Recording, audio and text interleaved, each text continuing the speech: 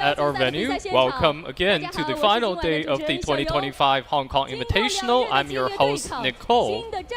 After 2 days of intense competition, a new battlefield landscape has emerged. We witnessed the reigning champions adapt their strategies and seen dark horse teams from various regions stun the stage. The flame of war has reached their peak, and gunfire will decide the final outcome. Will challengers reshape the order, or will the rulers defend their honor? Fearless ambition, everlasting conquest. Let's dive into the final showdown.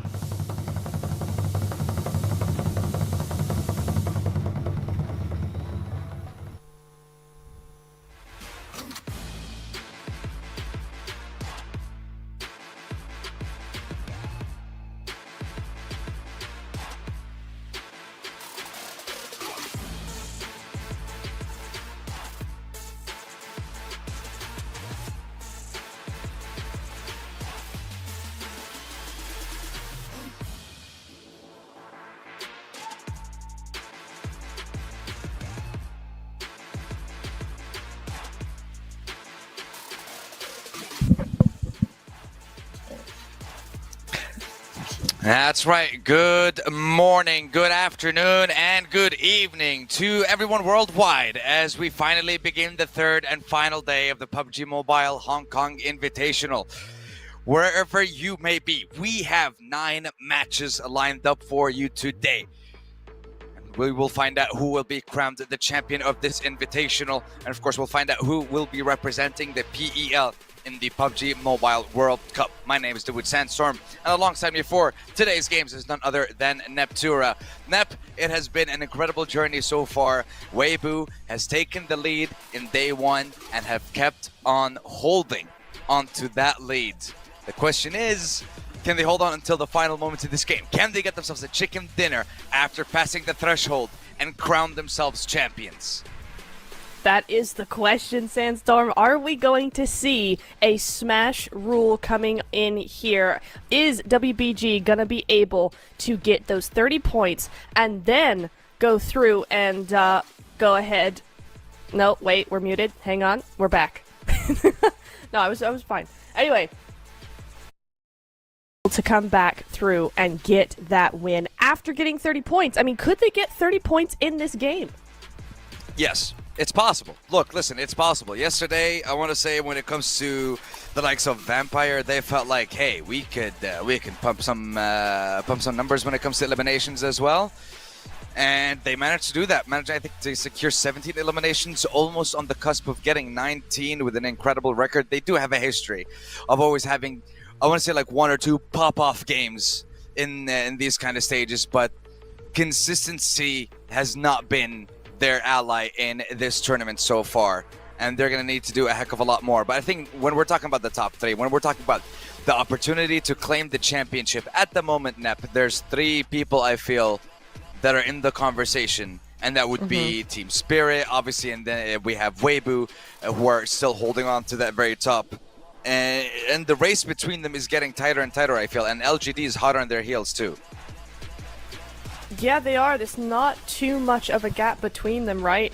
You also have BTR, Bigatron, right behind Weibo Gaming as well. So there's like a lot of contenders. There are a lot of contenders coming in to today. It's all going to come down to that last match, possibly, right? We do have extra matches here today. We have our normal 6 matches and then extra 3 as well in case we need them. Now, for Weibo, we should be looking at them hopefully smashing before even 6 games are done. That is the goal, right? That is what's going to make this so much fun, what's going to really put pressure on the teams and make them really start to play a lot better. But there is a huge risk here. WBG, they could end up going out early. We saw A7 hot drop them on the last game yesterday, and that might just continue a trend that we'll see today.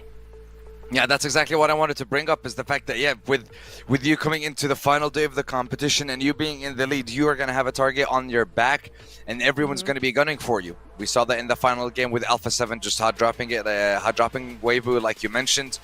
But unfortunately, Team Spirit wasn't able to get a decent amount of points. Influence Rage wasn't able to capitalize on that and benefit from the early outing of Weibo in the last game, but Bigatron was the one that capitalized. They got themselves a chicken dinner in that last game.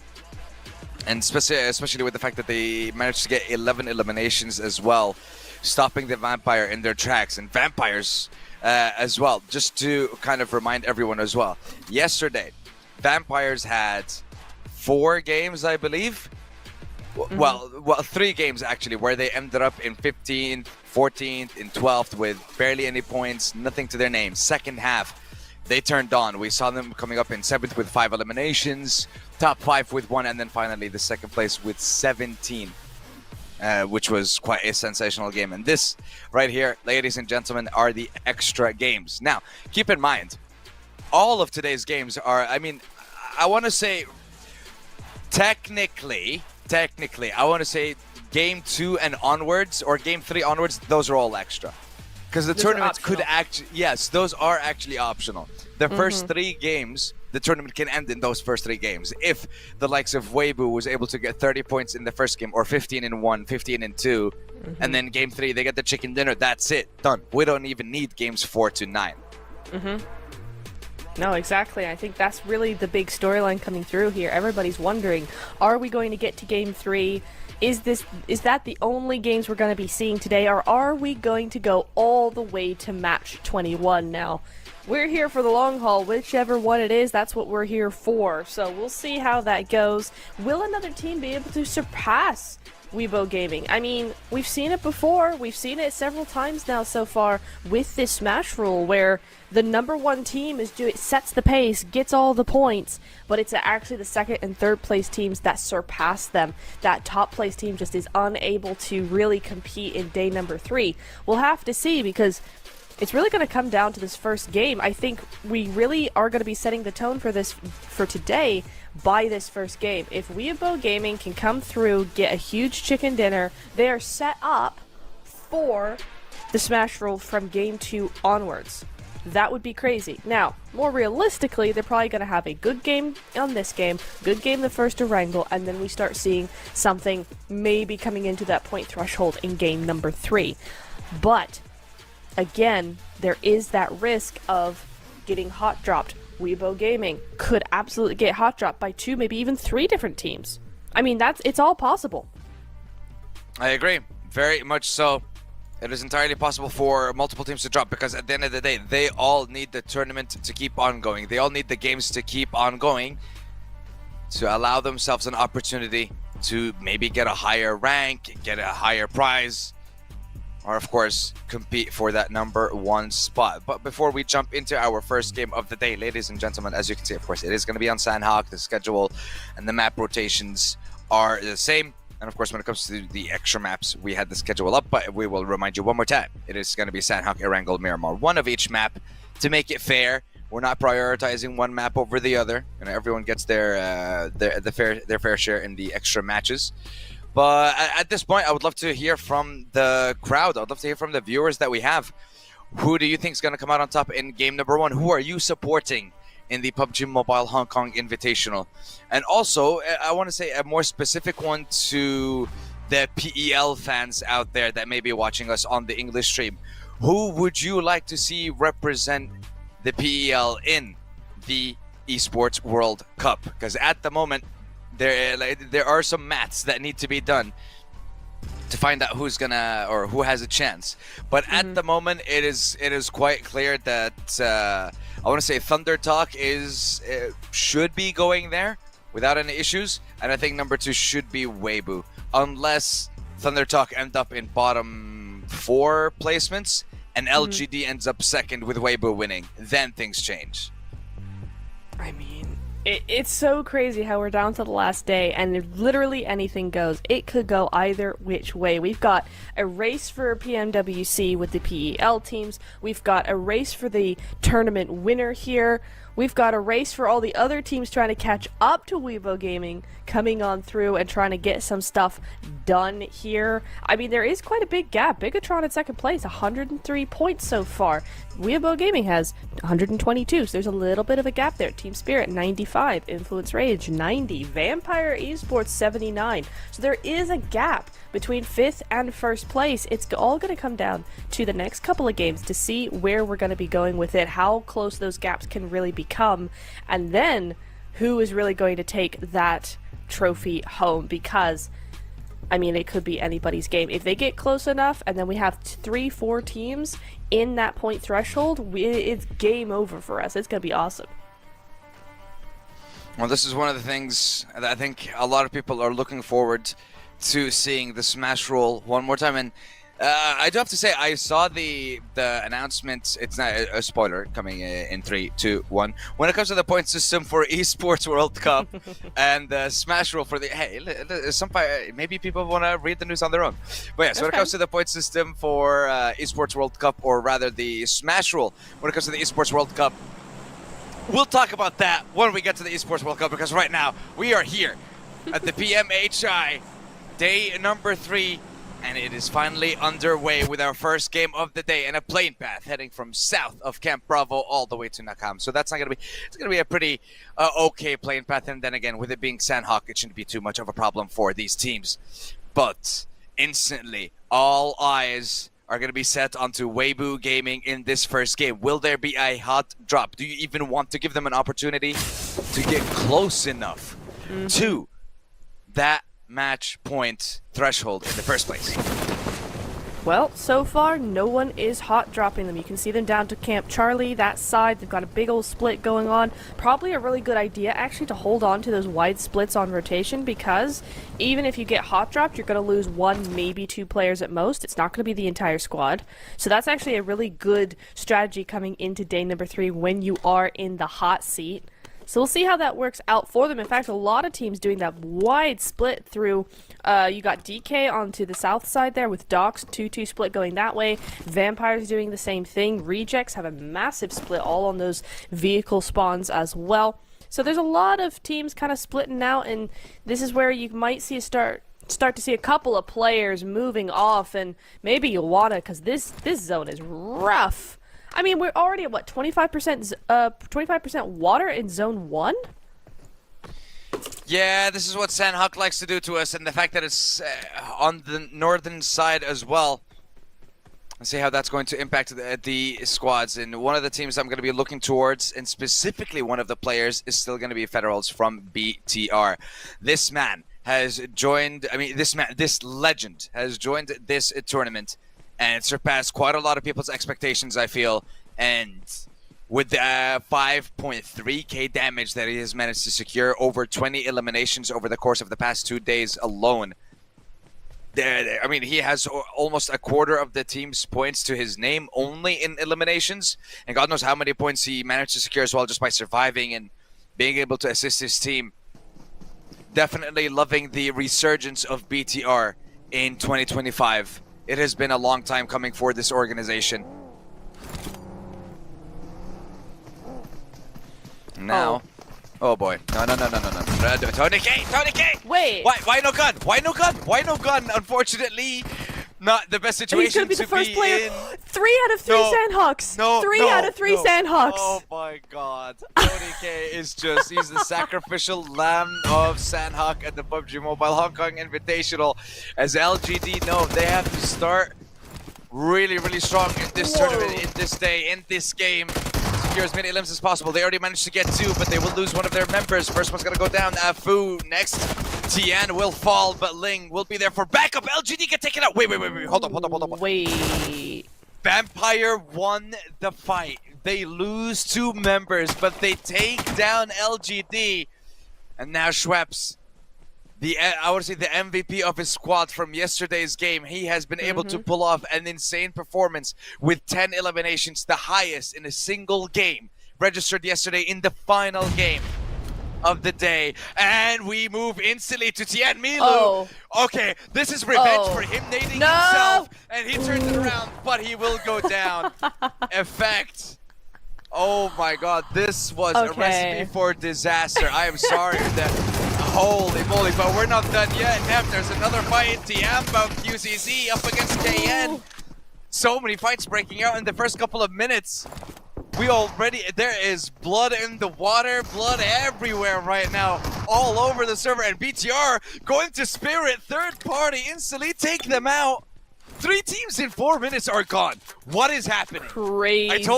I told you. Chaos, mayhem. This is what happens in the final day. But the problem is, none of it is to Weibo. True. I mean, that's so true. 2 teams out of the top 6 are already gone. Team Spirit, I'm going to call you out on that 1v3. Milu able to do some great work there. We didn't see it, but 1v3 is crazy work. Kitsune able to clutch it up and then get third party by BTR. Again, BTR, great timing on that. GG's. But that is actually insane that then Tiamba goes out as well. We're going to see only 13 teams remaining now. Vampires again under fire against DRX. Newsy goes on out. That's going to leave Schweppes on his own. Yeah. The first zone didn't even close. The zone has not even closed. Okay, I just have to go back to that fight with LGD. What happened? You managed to get 2 knocks instantly. You had the numbers advantage, and it's... From my perspective, and from our perspective, I feel, on my screen, it looked like LGD had a huge advantage with the knocks they got, and then all of a sudden, they just disappeared, evaporated. Yeah. It's absolutely crazy what we're witnessing right this second here. Game number 1, and they have not stopped. You know, you would be really... I mean, it would be okay if these teams went, we're going to just keep to ourselves to, like, match to, like, station, right? You don't want to see anybody. I'm not going to see you. You're not going to see me. We're going to survive together. It's fine. No. These teams we have a bunch of John for Cena's walking around the map now? Is that what we're talking about? Apparently. You can't see me, I can see you? Alright. Fair enough. But that's not the case. Not the case. Yeah, they're just going for it. I mean, look at this. BTR has 1 down. A lot of teams are just solos. Now, here's that 1v3. Oh! Milu! Okay, you know what? I'm not going to call out Team Spirit for that. That was an epic nade. That was Listen, that was I told Milu. You. It was revenge for yesterday's nade. Yeah, it was revenge for the one where he knocked himself out yesterday. Ha! Yes. Very true. What a play. Wow. GG's. Milu. I want to see more of that from Milu. That was sensational. We need more of those plays. Nice. But you see, like, instantly from the very beginning of the game, we had a couple of fights, and then things changed up. And look at that. Now we are finally setting our sights onto Weibo. We're seeing them enter the zone. Sook, 3-3-Z, Order. Going to be making their way. Full squad with a decent lead ahead of BTR at the moment. Reminder, the threshold is currently 152. Weibo didn't get a single point so far in this game. They ended day 2 with 122 points. We add 30 on top of that, and that is the threshold. Just to give you the quick maths. Quick maths. Nice. Yeah. GG's. I mean, look, it's really quick maths that's been done by someone else. So that's why I can. So that's why, like, I can say it with full confidence. So regardless if it's right or wrong, it's not my fault. I see. That's how it works. Gotcha. Well, we're in stage 2 now. I don't remember seeing the zone unless I just missed it, but I don't know where we're centering on up here. We do see a lot of teams moving. Oh, there we go. Thank you very much. Oh my Producer lord. Okay, man. so we went from 25% to essentially 50% in zone 2. 50% of zone 2 is water. This is going to be a very big problem for a lot of these teams. Let's see how they manage to handle it. Kino not handling it in the best way because instantly CDAL, Alliance, they've been quiet the first 2 days. Let's see what they're able to do. What can they pull off in the final day here? You have 9 games, possibly, to prove yourselves. Yeah, I mean, 3 extra games, possibly, actually gives a lot of the teams lower down a lot of chance to actually bring it back. So this could be very, very interesting. The longer we're here, the more risky it gets for those top 5 teams as well. So something also to keep an eye on. We really can't ignore any of the teams just because of that fact. So we'll see how that goes for them. DK, they're going to be out in the blue zone. WBG also moving into zone right now, but they're not in the blue zone, but they're making that really late rotation. Look how careful they are being They do not want any heat right now. They have to survive. They've seen that zone, right? So they just want to stay out on the edge. They want to be moved in by the zone, and they are going to be scouting very, very carefully. I don't think we're going to see anything from them until stage 4. But it's very, very smart play because they know they have a target on their back. They know they're going to be the focal point of all these teams. So why put yourself in a situation and open yourself up to all these fights and all these skirmishes early on in the game? There's no point. You have one target right now, and that is 30 points. Try and get it in 2 games. If you can do it in 2 games, perfection. Then you can focus on game number 3 and just focus on surviving until the last possible minute. It doesn't matter whether you have 1 elim or 60. It doesn't matter if you wipe the whole server or eliminate 1 team. You need the chicken dinner and nothing else. Points don't matter once you pass the threshold. Yeah, that's so true. They really don't. It's got to be all or nothing, and all meaning those placement points or nothing. So we'll see. Maybe they have a little trick up their sleeve. I haven't seen a team smash yet in the events I've watched that have this smash rule. So Weibo might be the first for me. I think PMSL SEA, the team smashed. That's how they won, but I wasn't there for that, so it doesn't count. Excuse me, you had PMGO. That had smash rule, remember? It did have smash rule, but they didn't smash. That's my point. Yeah, fair. No one's won via smash rule, so I need Weibo to do it because I want to see it. I want to be a witness. Actually, fair point. We may have had the smash rule in place for 2 or a couple of tournaments. PMGO for if we're talking global tournaments, PMGO was the first one that had such a thing. Oh, okay. Hold on. Sook is fine. Okay. He bolted, dude. That was so funny. He hightailed it back. I mean, the fact that he was able to cross and zone my doesn't lord, like them. The zone really does not. But I mean, look, at this point, the second you see any knocks onto Weibo, everyone's gonna try to figure out, okay, where are they? Take them out. But Weibo say, all right, Influence Rage, you want to take the fight? You want to do this? Okay. Might be a little bit of a trade between the two of them. There's only a knock onto Lauren Zin. DRX will also suffer a little bit of damage, and the problem is Void Donkey are playing on the northern coastline, and the DRX are playing in the water on the northern side, so it's going to be very tough for them to be able to get into the zone. But hey, they're working towards maybe placement points mostly and swimming in the final seconds. Not sure. You're going to need a lot of points if you want to catch up, though. You sure are. It's not going to be an easy road as Carrillo takes out Noble, so DK and A7 are fighting, but the much more important fight is this one, Influence Rage and Weibo. 2-2 split for Weibo, 3-1 split for Influence Rage. Little boy off on a little bit of an off angle, could get a nice little headshot if he's given the chance, but Order with that nade is very careful of those angles. Is that going to hit anything? No, it's not. CD Alliance take out DK, so that's going to be them out in, what, 13th place? Yeah, there you go. A couple of elims. But Sook has the explosive bow. He's got it equipped. He's ready to go with it. But will he be able to do any damage? See, he's not just a professional player, and that's what I love about him. He's a showman. He wants to entertain the people. He wants to entertain the viewers. It's like, yeah, I'm playing in a global invitational, but I'm still going to use the bow because I want to show what it's made of. I want to show what I'm made of with this button. Right now, 3-3Z waiting with the snade.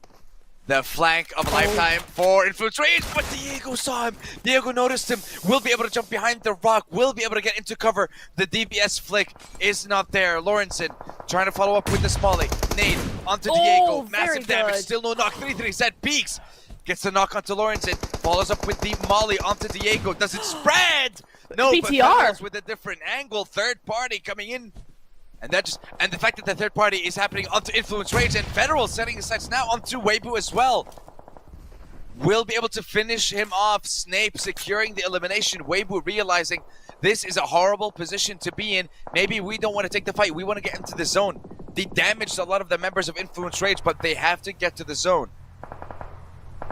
They do indeed, and now BTR having some sort of answer as well means that they've got a lot of work ahead of them, right? I like the rotation that WBG did, but now Doc, you see Doc with his sights on order that 4 times coming in handy there, trying to get a little bit of sprays done, and the zone continues to hate this team. It will not go their way. It goes the way of Void Donkey. It goes the way of Rejects, actually, as well.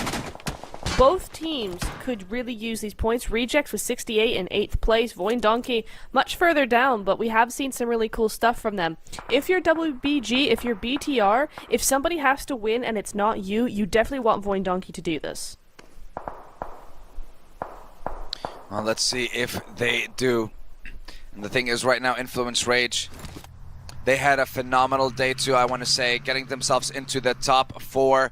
And again, remind everyone of how strong their skirmishing ability can be. They were able to wipe out 2 squads in a row in quick succession. And we saw that from the Brazilian lineups multiple times. Alpha 7 also showcased that ability against 2 squads, I believe, and they also managed to take care of a 3rd. In a few short moments. So regardless, if there's 2 players left, I think that, you know, Law is still capable of doing something, and now trying to bait, seeing if they can, like, oh, one of our players is rotating. Beautiful from Achieve to catch him out, but now Sook is gonna get caught off along with Order in this rotation. Will they be able to make it through? The thing is, the second elimination feed gives any kind of info that, hey, this is Weibo Gaming making their way. Wow. Instantly, they will be focused. Sook gets knocked down, and Aichi will be the last one alive.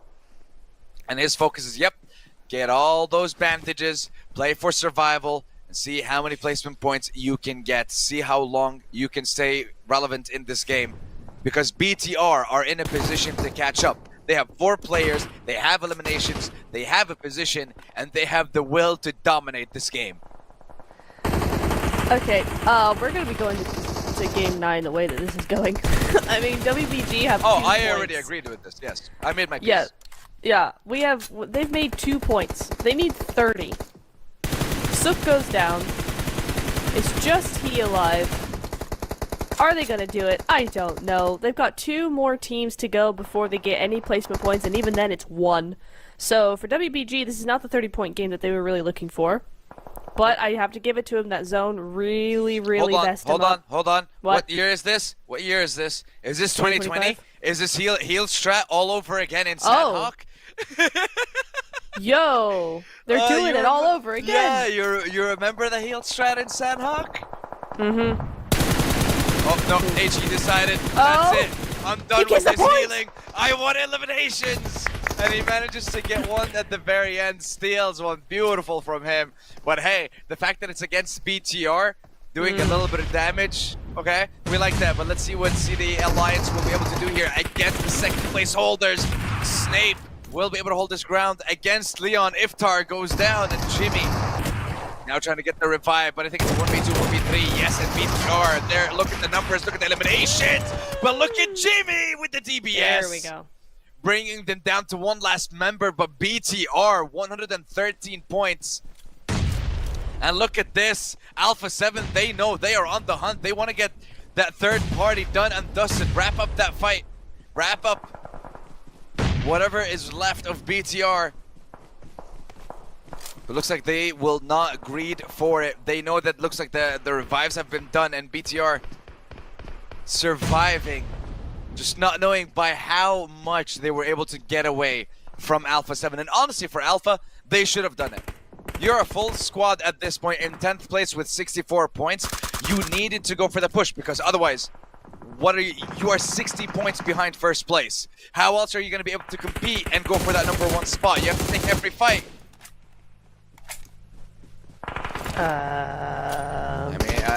I'm eating my words right now. I'm eating my words right now because they're getting those eliminations from 10th to 9th. Okay, I'm seeing you, Alpha, focusing on Divine Donkey. Vexy, it's a full squad, dude. What are you gonna do?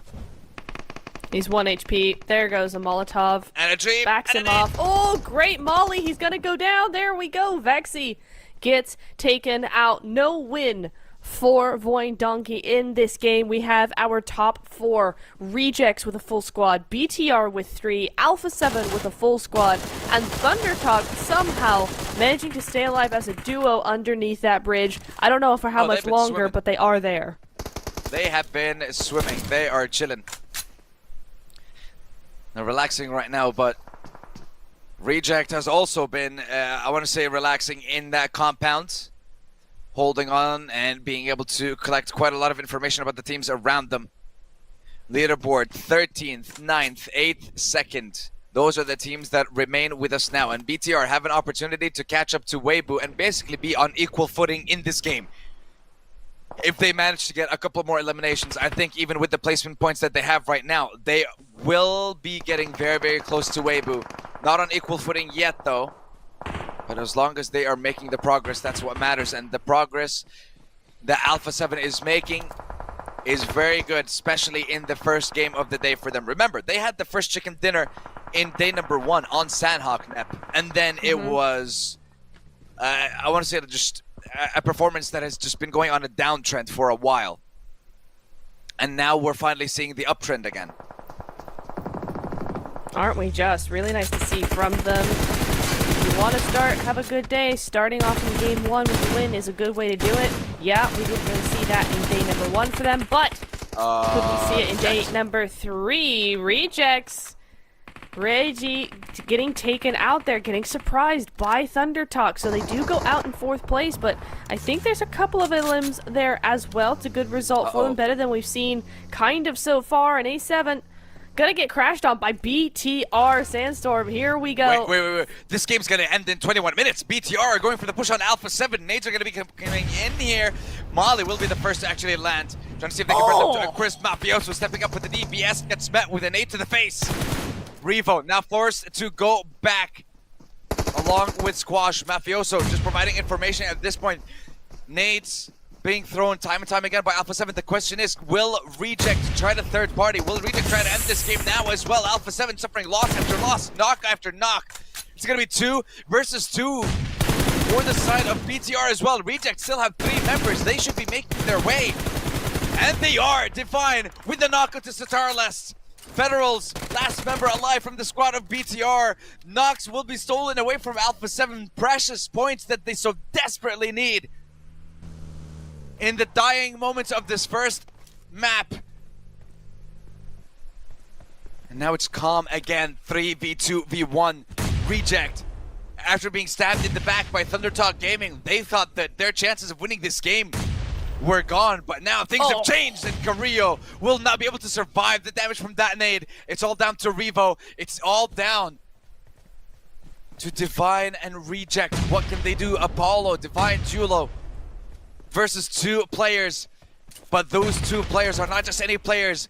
You have the MVP of day 1 and 2 in Federals, but the zone proves too much and he will fall. He seals that last elim away from the likes of Reject, denying them their 9th elimination. But Revo now in this 1v3, hiding in the smoke with all the players outside the zone. They want to finish this game right now. We are not waiting for stage 8 to start closing. Revo, though, playing in the smoke, playing it right, taking down Julo. 1v2 now. Will finish the elimination. And Reject, why are they so hesitant? You have the number advantage. You should be able to get in and take this fight. And finally they do. Divine secures it. Reject get the first chicken dinner of the day. Well played from them. What a game! I mean, yes, they got zone blessed a little bit, right? They had that compound for a good long while. It was center zone for a good long while, but it's the game they needed. They took that zone bless and they ran with it, and they got a decent amount of points. They kept everybody away. They pushed when they needed to.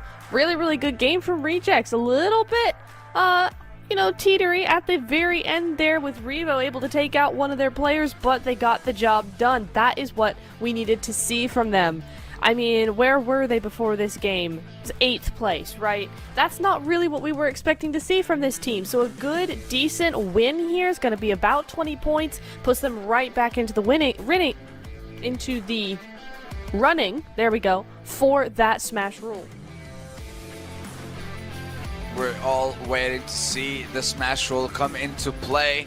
I mean, it's been in play for a couple of turns like we mentioned, but we actually want to see a team get that chicken dinner and be crowned champions once they pass this threshold.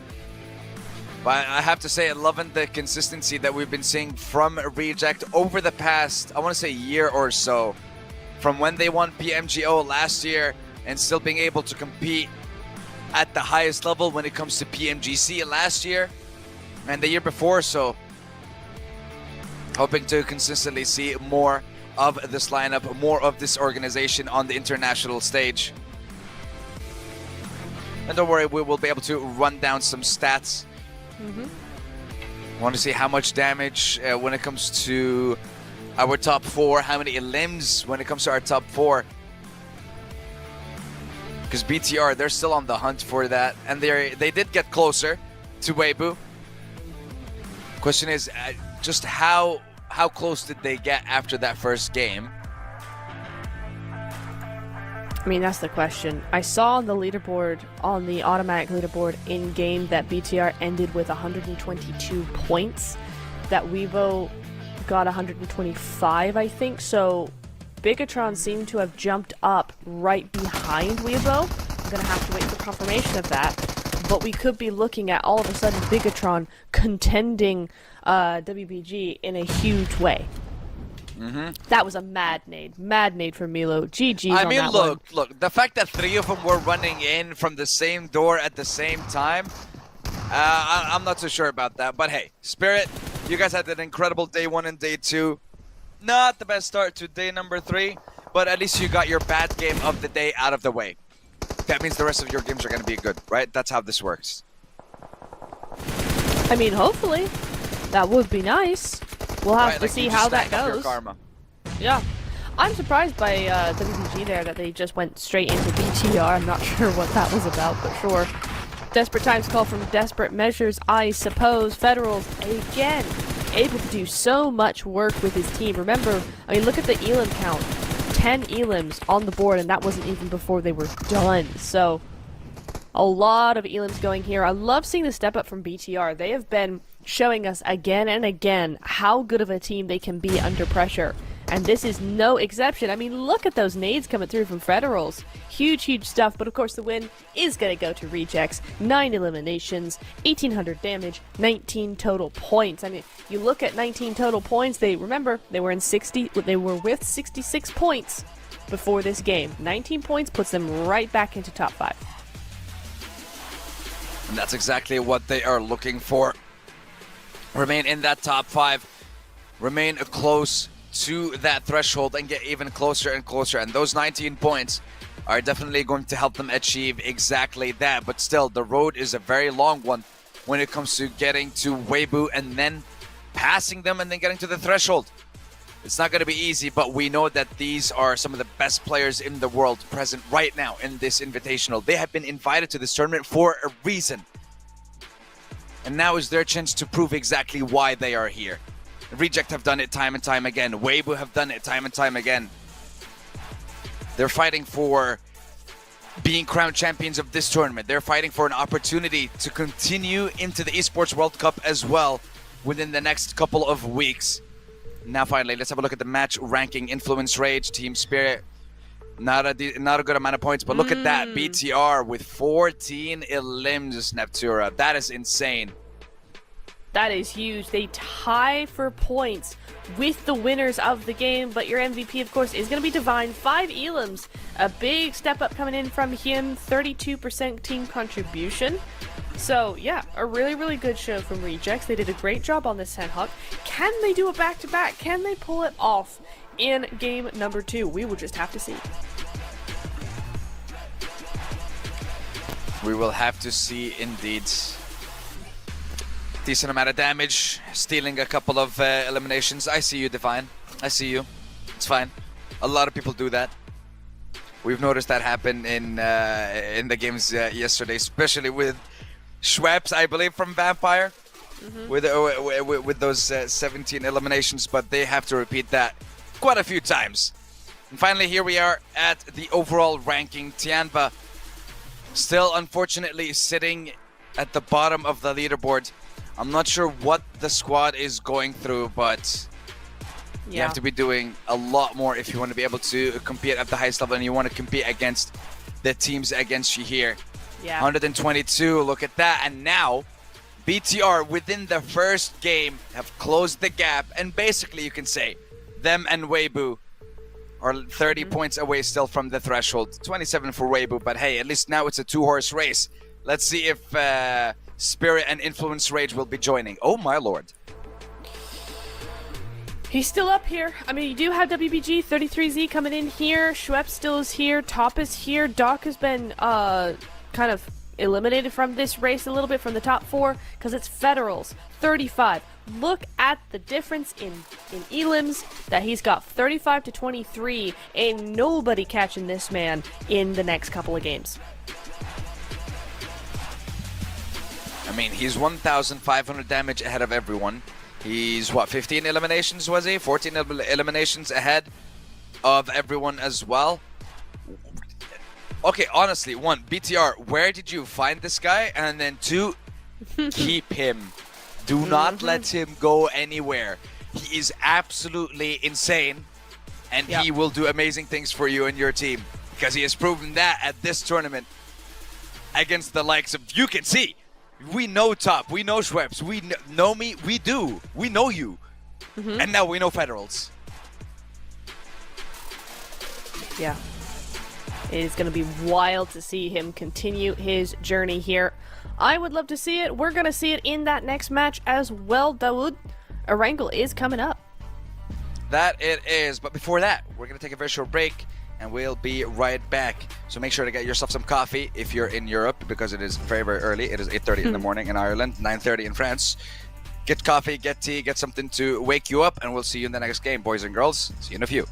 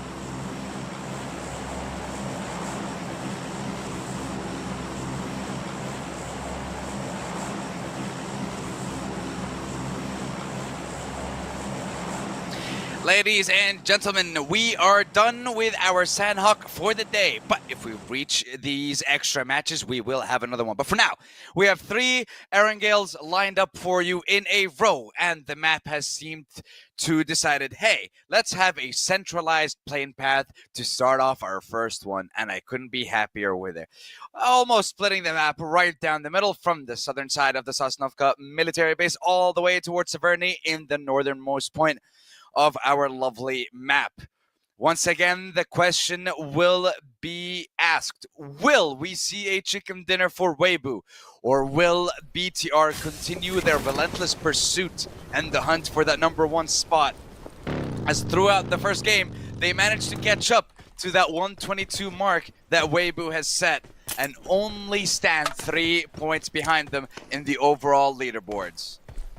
So let's see how this game #2 breaks out and where the teams drop. And will Weibo be changing their playstyle?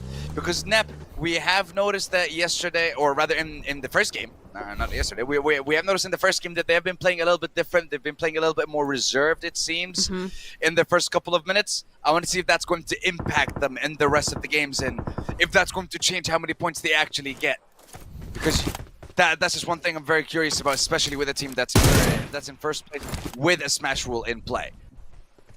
I mean, once again, they're off on their own, right? No one has hot dropped them yet. But we will continue on and see how this is going to work out for them. We will indeed. We're gonna have to see. I mean, they're on their own at the moment, but can they continue to be left alone? That is the question. The zone once again goes against them, goes away from them. A7 running around in one vehicle, just trying to get that spot going. Get out of there quickly. No, A7, come on. Don't target them. You don't have the ammo. You don't have anything. Go back. Go away. Shoot.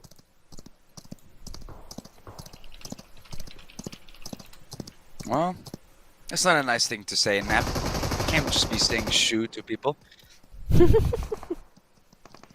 But apparently you can shoot at them, so I don't... Yo! Okay, hold on, listen. I'm not sure I'm for shooting the poor pony. Listen, no, we don't take that. No, that's right, LGD. You get in your car and you chase them down. Or run away. Or run away. Yep. Okay, look. LGD tried to go after vampires. It did not work. So they're going to play a little bit more of a careful game. They got I was going to say, points. don't do it again. Yeah, exactly. Oh. What do we have here? Top and Bridge dock. camping. Bridge camping. No, love to see it. Technically, it's dock top. If we're Dock reading top. from left to... Yeah. Yeah. Oh, wait. But they're on... Which bridge are they on? That is the question. Eastern Bridge. They're on the Eastern Bridge.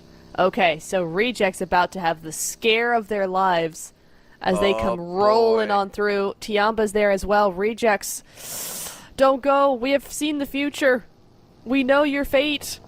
Don't do it. Oh, they're doing it. I'm just saying, if they turn it around right now onto APG, I will lose my mind. Let's have a look. Yes. Reject. Wait. They're on the Western Bridge. I was wrong. They're on the Western Bridge. Okay. It's all good. I think I baited you and the entire audience there. It was all part of the plan. Mm-hmm. Sure. Definitely. Yeah, 100%. It's not because I don't know East from West. No. No. It's fine. DK, don't you dare. Ha! I know he's there. I know he's hiding. He's lurking in the wings.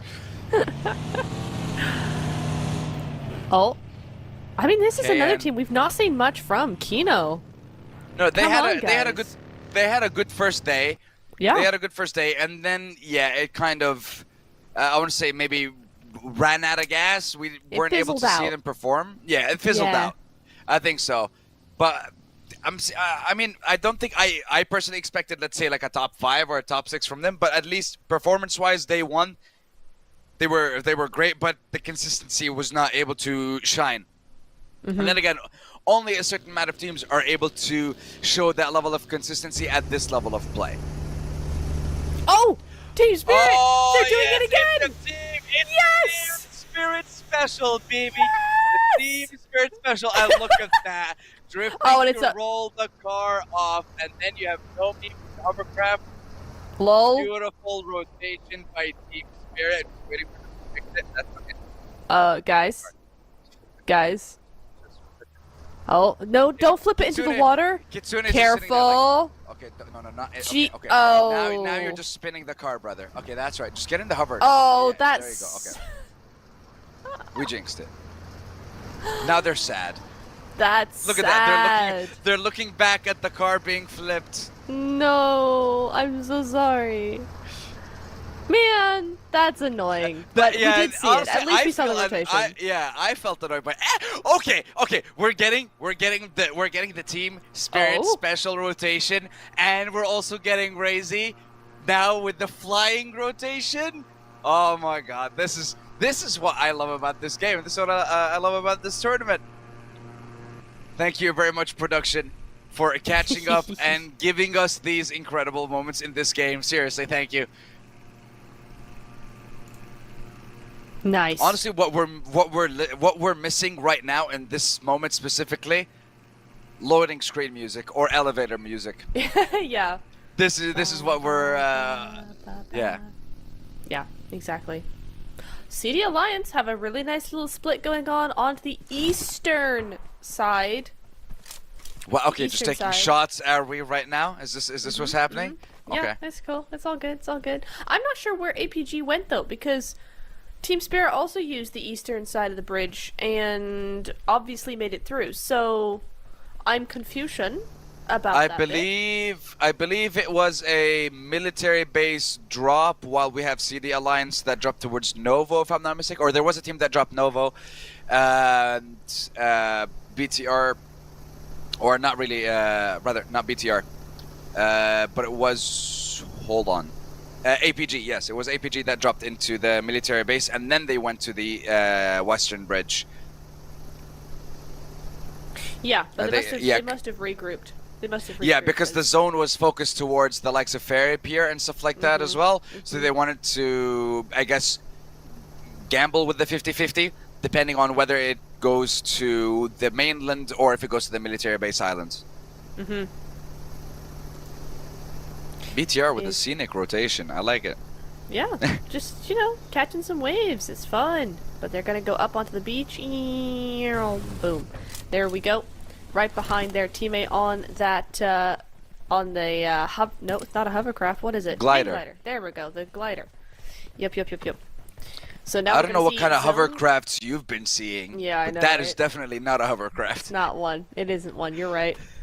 Well, it hovers in the air, technically, sort of, maybe. Ooh, zone though. Okay, that's a conversation to have another day. But yes, let us focus on that. Cause yeah, look, it was a military base drop for APG, and they were focusing on the western bridge. Whoa, on the western bridge.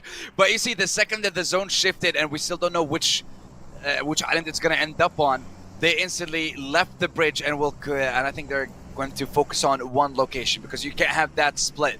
Too many teams are going to be passing, and at some point you will suffer a couple of knocks. And Weibo, Tiamba, I don't know if they're aware.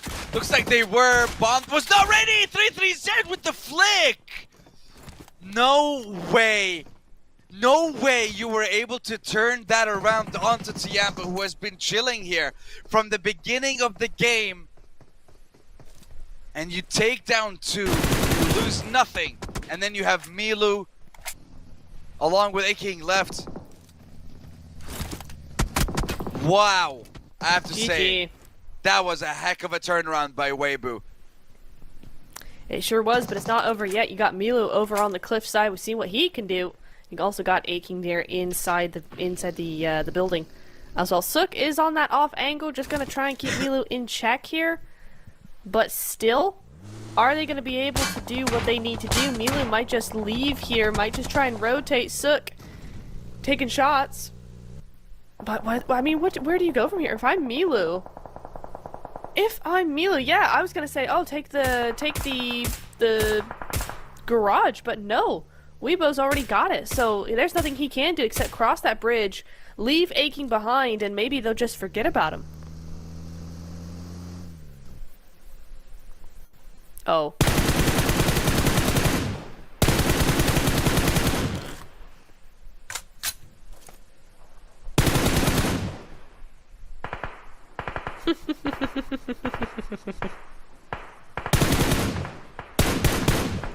Yep.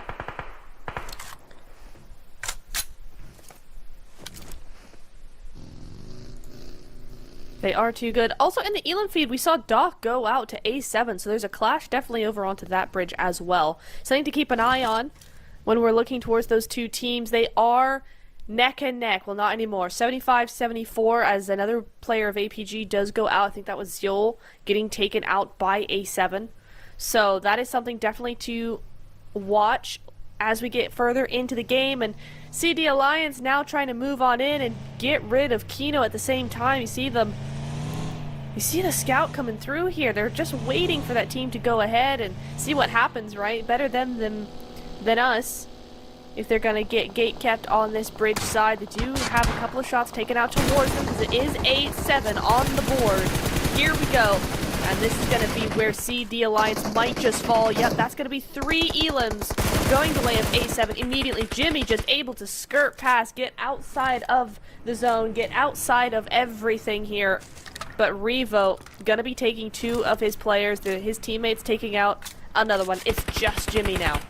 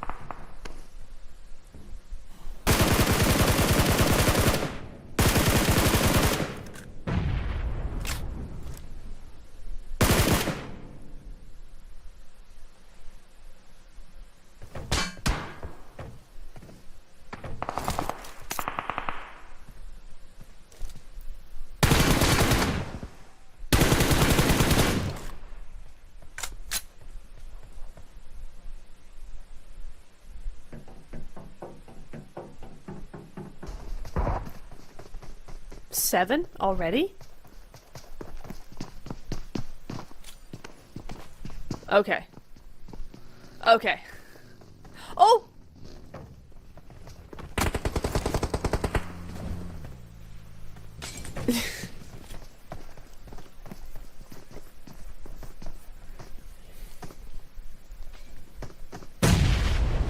Three nades.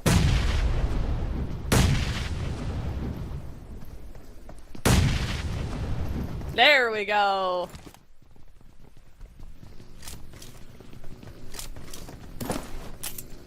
Nicely played.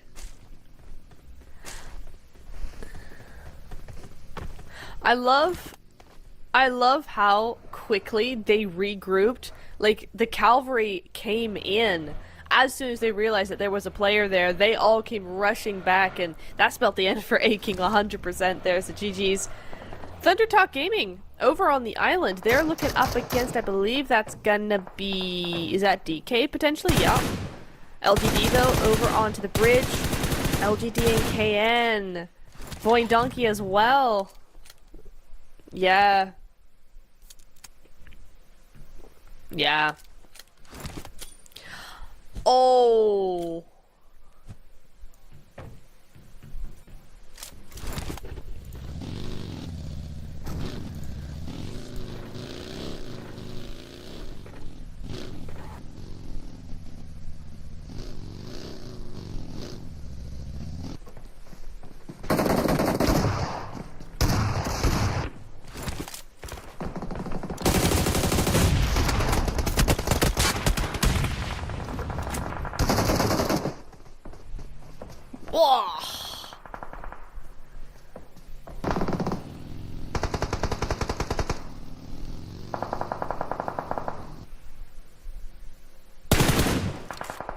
Oh, order.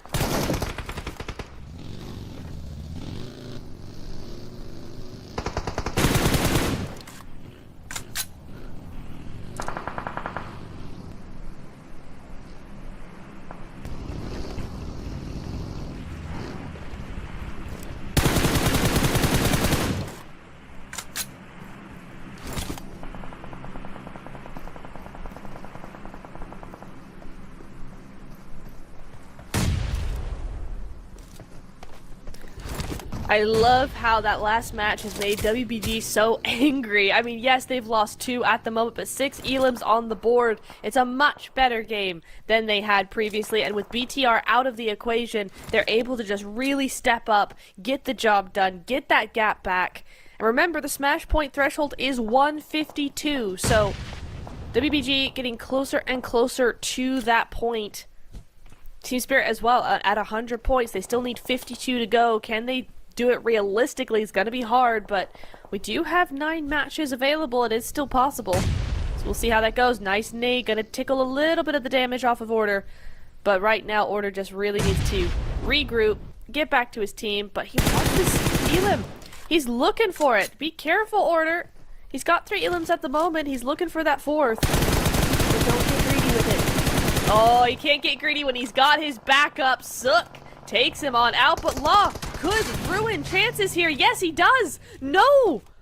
Order's greed actually takes out the team because, yes, he had that off angle. Yes, he had that backup, but he got knocked, and that meant that there was an immediate elimination. Influence Rage able to just sweep in, pick up that final elim, and WBG might get 7 elims, but they don't get any placement.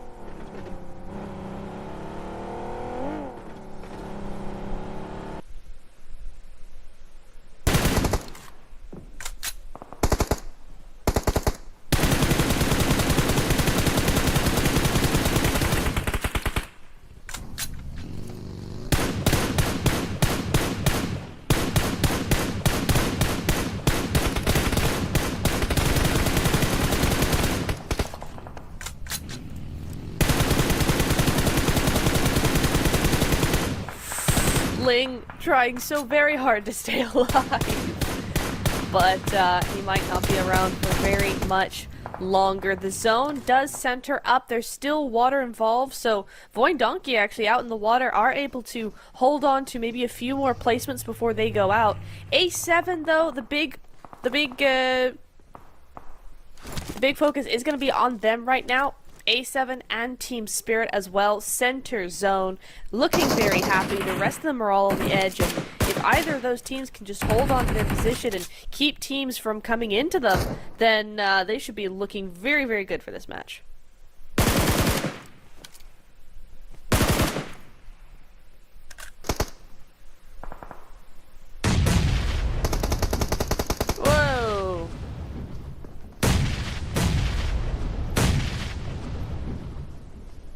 Goodness me!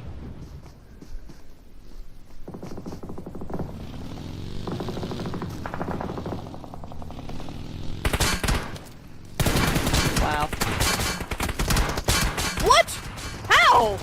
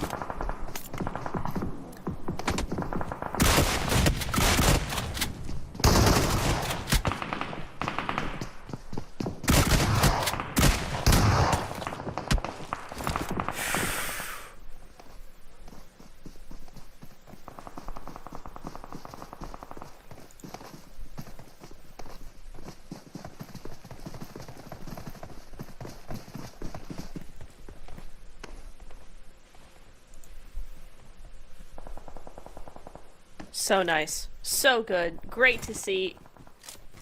Coming in that the competition is still so hot. You got that 3rd to 9th place all within 30 points of each other, and you're starting to see everybody really trying to gun for those points. Awesome stuff coming in from them. Rejects now under fire. Pushed out to the edge there. They got a couple of players. They're trying to get this revive onto Divine. That nade is not gonna do. Wait, yes it is. Yes it is. It forces the. Wait, hang on. Sorry. It forces the stop on the revive. Gets Divine gone. The vehicle keeps moving in. Duello has no option but to go out there. A crazy set of nades. 14 eliminations is insane from A7. Where was this team in the first 2 days? I mean, generally we see them do this a lot earlier and then not do anything the third day, but it's the opposite effect now. They're in here. They know what they need to do. Potato is pushed back out into the water, but it's not going to matter. Potato does go on down. That's going to be Voin Donkey taken out of here. Now we've got this big fight. TT.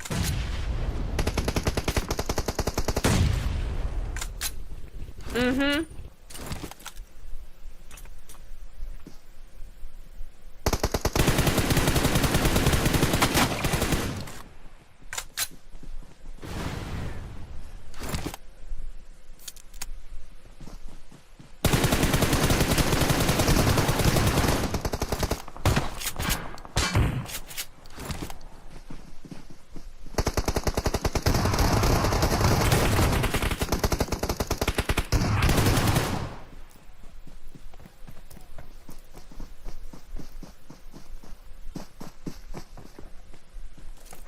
I mean, the thing is, Team Spirit cannot push up. They can't third-party this because A7 have those angles. The minute Team Spirit move out of that compound, it is game over for them. So they've got to hold tight. They've got to sit still and wait here. And that's going to be Influence Rage taken out. Thunder Talk is here for their second top 4 placement back-to-back here today so far. That's got to feel really good. Full squad on the board here. In fact, 2 of the 4 teams are full squads. You got A7 and Thunder Talk. Team Spirit, Kitsune was taken out early, and APG just down to 2 as we saw. But A7 have the control of the zone. They have control of the terrain here. Surely they see APG. No, they don't. Squash clearing that side.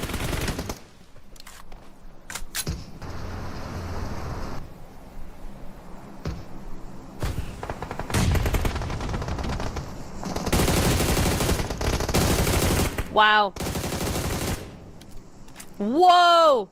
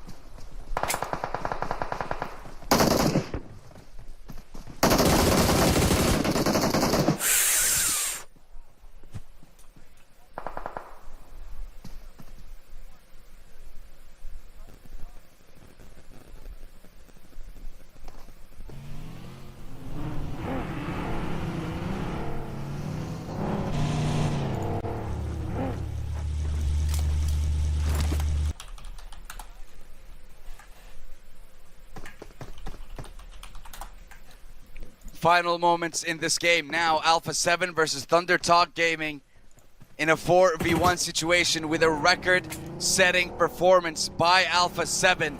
20 elims, Neptura. That's insane. That is actually crazy. We'll see so much more from them, especially because Carrillo, they know it's a 4v1. They're going to clean that up in style. 8-7. Gonna be coming in here with their second win of the tournament, first win of the day. Is there gonna be more? Because that was a dominating performance. Domination is the name of the game for Alpha 7. 21 eliminations. This squad entered day 2 in 11th place or 10th place with 58 points. 58 points in day 1 and day 2. And all of a sudden now they jump from 11th to top 4. 31 points in game number 2. and a solid 15 in game number 1. So you're telling me that throughout 2 games, they got 48 points. 10 points less than day 1 and 2 combined. That is a heck of a turnaround for the Brazilians. An insane performance and a reminder as to why this team was crowned champions in PUBG Mobile World Cup. Why are they constantly remind us that they are one of the best teams in the world? This game right here is an example that at any given moment they can just flip a switch and pull off something like that, and that you can never count them out. 100%. It's going to be something we might just see for the rest of the day. You're right, those points, that point jump has been astounding. Alpha 7 were in 11th place before today, and now they've just jumped up so many placements. They've put themselves right back into the running here for possibly the Smash Point. We have a lot of games to go. We could definitely see it from them. We'll just have to see. We'll have to see right now. That is just a huge game coming in from them. We need to see a little bit more. We need that trajectory to come through. Can you imagine, Sandstorm, if it actually was just them all day and they came out and won the whole thing? That would be actually insane. If anybody can do it, it's them. I mean, after a game like that, we can't really count them out. And time again, we go over the maths and we think about what are the possibilities, how is something like that going to happen, how can a team jump from 58 to that high? But no, it's absolutely phenomenal from Alpha 7 to be able to get all those eliminations. Literally a third of the server has been taken out by one team. A third of the lobby by one squad. That's just, yeah, that's just crazy math, crazy work from Alpha 7. And again, goes to show what the Brazilians are capable of when it comes to the international stage. You'll love to see it from the squad. And now they are, I mean, they were 60 points away from first place. Now they are 60 points away from the threshold. They were 9th. I mean, still, it's a long road. We said this. It's not over yet. But after a game like that, it just goes to show it's very possible. It is for it to be done. You just have to put your mind to it and get the work done, and that's what Alpha's doing. Aren't they just? I mean, this is such a surprise to me because Alpha 7 historically have been a team where they do all of these things in the first 2 days. You'll see them come out with a huge game like we saw on day number 1. A huge, oh my word. Oh my word, 31 points going to them. You see them do this in like the first 2 days, and then we see nothing from them in day number 1. They are always getting that team that gets that pressure to them.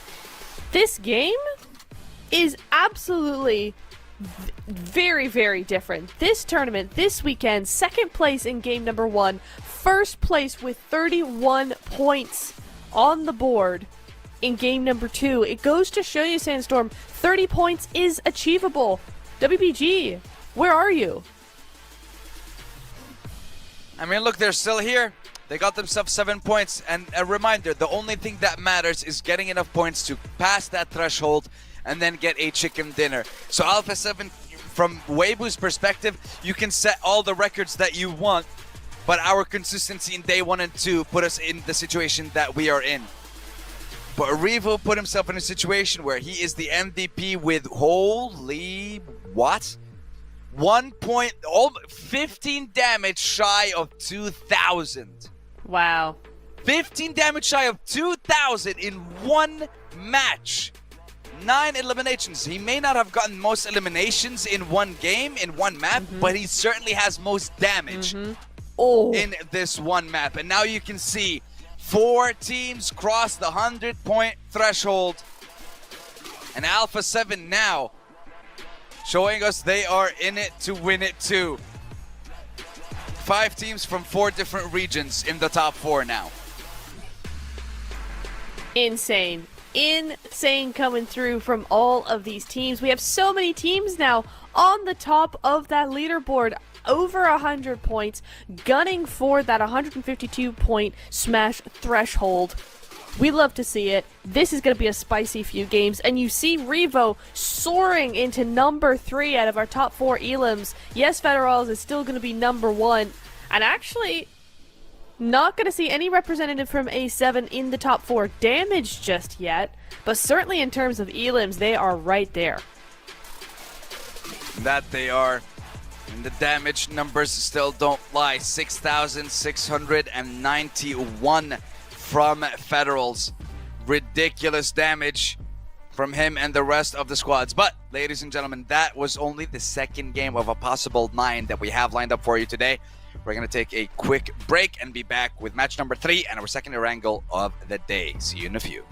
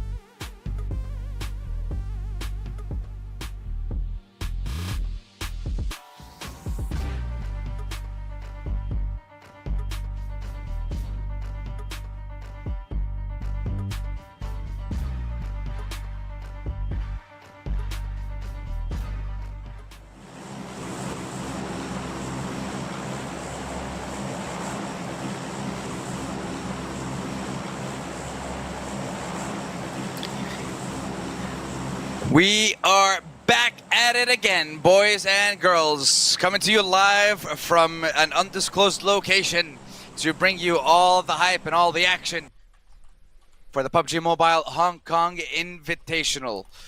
I'm still Sandstorm, she's still Neptura, and we are both still here. And 4 teams are now in the 100+ threshold, but they're not in the smash threshold just yet. Another plane path that's very similar to game number 2's, just from the opposite direction this time around. The question is, will we see a zone very similar to the previous one too? Honestly, the way the games have been going, we might just see that. We might just see something exactly like that, where it continues to go away from everybody who's in the running right now. It goes straight down to the other teams, perhaps. We'll have to see. But so far, no hot drops going to be happening to the teams on the top of the leaderboard. WBG left alone. A7 wanting to be left alone, but LGD is a little bit close. The zone is going to be kinder for now. We'll have to wait until zone 2 and 3. But for now, it's going to be centering on up a little bit. Still got a little bit of that island in play. But honestly, this is a very fair zone for all teams. Based on where they all land, you know, you got APG and ThunderTalk, you got them able to have a little bit of zone, a little bit of space, means just a little bit more time to figure out what they want to do. Really, Void and Donkey up in the north side should have a fairly easy rotation in, shouldn't be too much of a problem.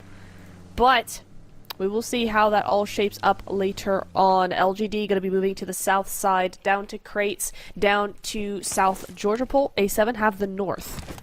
So we'll have to see where they end up going there. But so far, so good.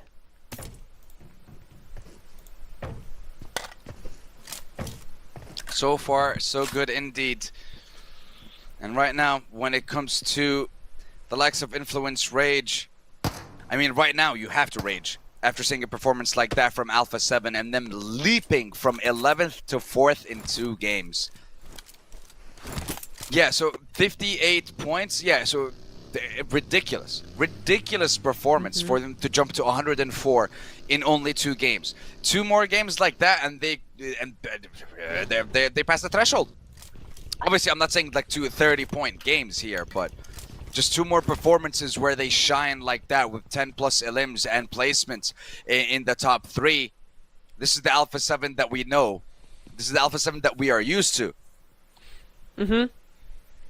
Yeah, 100%. This is the one. This is the team that I feel like all the hype is about, right? So often they have a huge fan base, they have all the hype in the world, and sometimes it just doesn't live up to that. This game, that game, today so far, definitely the A7 I hear so much about. So really nice to see them coming through, pulling it up into 4th place, 3 points behind Team Spirit. And BTR as well, still holding on to that 2nd place there with that Sandhawk game, doing so much for them. But can WBG get another 20 points? That's all they need. And really, we've been seeing the top 3 kind of come home with nearly that. So a win here for WBG almost guarantees a smash point threshold being reached there with just 1 win. If WBG can win this game, then they're looking very good. For BTR, they're going to have to pull an A7 to actually get there in 1 game. So it looks like BTR will have to see them probably have a couple more games under their belt. Team Spirit, A7. I mean, A7 could go crazy again, go right back up there to WBG's level. But otherwise, I think we're going to have a bit of a slower trajectory from them. I think so as well, because it's very evident that the way that Weibo is playing has definitely changed compared to the way that they the way that they're playing, the way that they have been playing in day 1 and 2. Clearly, I need another coffee. 132 points for Weibo. They're 20. They started today with 122. So in 2 games, 10 points. Alpha 7 in 2 games, 48. BTR in 2 games, 20+ as well. So this is always one thing that I feel like is a very important topic and a very important conversation, especially with Smash Rule coming into play this year in PUBG Mobile Esports competitions, which is how do you play in the final day? Because usually it's like, okay, we have 6 games per day, 3 games for a final, 3 games for, or 3 days for a final, 6 games. And Tiamba versus Team Spirit, Oh, gets boy. caught out. Yeah, it's just a quick catch release. Tiamba get a quick elimination. Lovely little pickup for the squad, but they're gonna need to do a heck of a lot more. But yes, going back to the topic. And when you get to game numbers 17 and 18, the last 2 matches, that's when you notice the team in first place or second place changing the way that they play, changing where they drop, changing their positioning. That's when you see those changes. But now with the Smash Roll coming into play, the team changes their play style in the beginning of the day, it seems. And that's what I'm noticing specifically from Weibo. You just need to get 30 points and then a chicken dinner. But you have 2 games where you didn't really manage to get a decent amount of points, and 3 teams are now over the 100-point mark, and 1 is only 10 points behind you. So it's getting more and more difficult for the side of Weibo. Huge knock coming over. Huge finish. Mafioso getting taken out by Tian there. The clash has happened as the teams start to position themselves for the rest of the game. And LGD going to be grabbing a point, and that could spell disaster for A7. Not because they can't move on as 3, but because that full squad sometimes is so vital to the rest of your game, especially when you go out this early. A7 have just been given, no, their wind has been taken out of their sails just a little bit.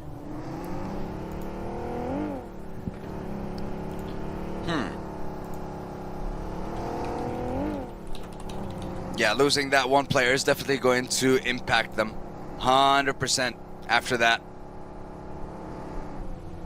Well, let's see what Thunder Talk Gaming is going to be able to do, because we need to see something special from them. They're currently sitting in 10th place with 73 points, but after a game like before, I mean, anyone can surprise us with any kind of performance, to be honest. They really could. I just want to get into it, man. I just want to get into the action. These guys, they're taking too long. We've been spoiled the last 2 days, right? I not just that, but like even the first 2 games. Even the first 2 games. I mean, hell, Sandhawk was on fire from minute 1. We lost 4 squads in 3 minutes. Yeah. And now, we've just lost wait 2 until players. Miramar. Wait until Miramar. Ooh. It's gonna be even worse for you. Oh, come on, guys. Come on, give us some action. But yeah, I mean, it makes sense that they're playing this super cautiously. I don't feel like WBG are playing that differently to how they've been playing the last 2 days. However, for me, they're playing a little bit too passively. It feels like they're kind of running a little bit. They don't really want to step on any toes, but what's the problem with that is it's one of those things where if you're a little too passive, you're not going to be able to do much at all. You're going to get run down by a lot of teams in Kitsune. Oh, no. Now the next default, Tiamba, able to pick up both those eliminations. I mean, I feel like they just have trackers on the players of Team Spirit at the moment, because this is the second time they pull up to a player, get out of the car, just like, it feels like this is a gang-style play. 4 of them get out of the car, eliminate 1 person, get back in the car, find the next one. It's like this is a hit squad, just taking names off a list. Yeah. Oh, and might just find another team in the midst. QZZ getting a little bit surprised by them there. But, yeah, they'll be alright. Reefus scouting out on that hovercraft, able to do something that is kind of heroic, actually. Getting over to the top of, across the bridge, across the water, without anybody being there. I'm so surprised that CD Alliance have moved out of there so quickly. Yep. They had to, especially with the way that zone is shifting. Now we are shifting our sights once again to the likes of Thunder Talk and Tiamba.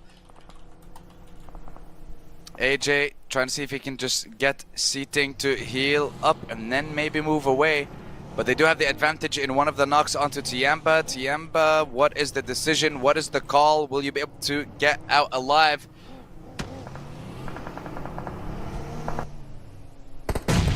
Oh, not with that nade. Oh, okay. I thought that nade was going to be really, really good there. It was not, but Zing being able to come on through, get a little bit of a spray down. Nice headshot. QZZ goes down to 1 HP there, and that's going to be their cue to get out of dodge, but they're not fast enough. Aiken. Nope. QZZ going on down. King takes him on out. That's going to be the first knock on the board for Tiamba.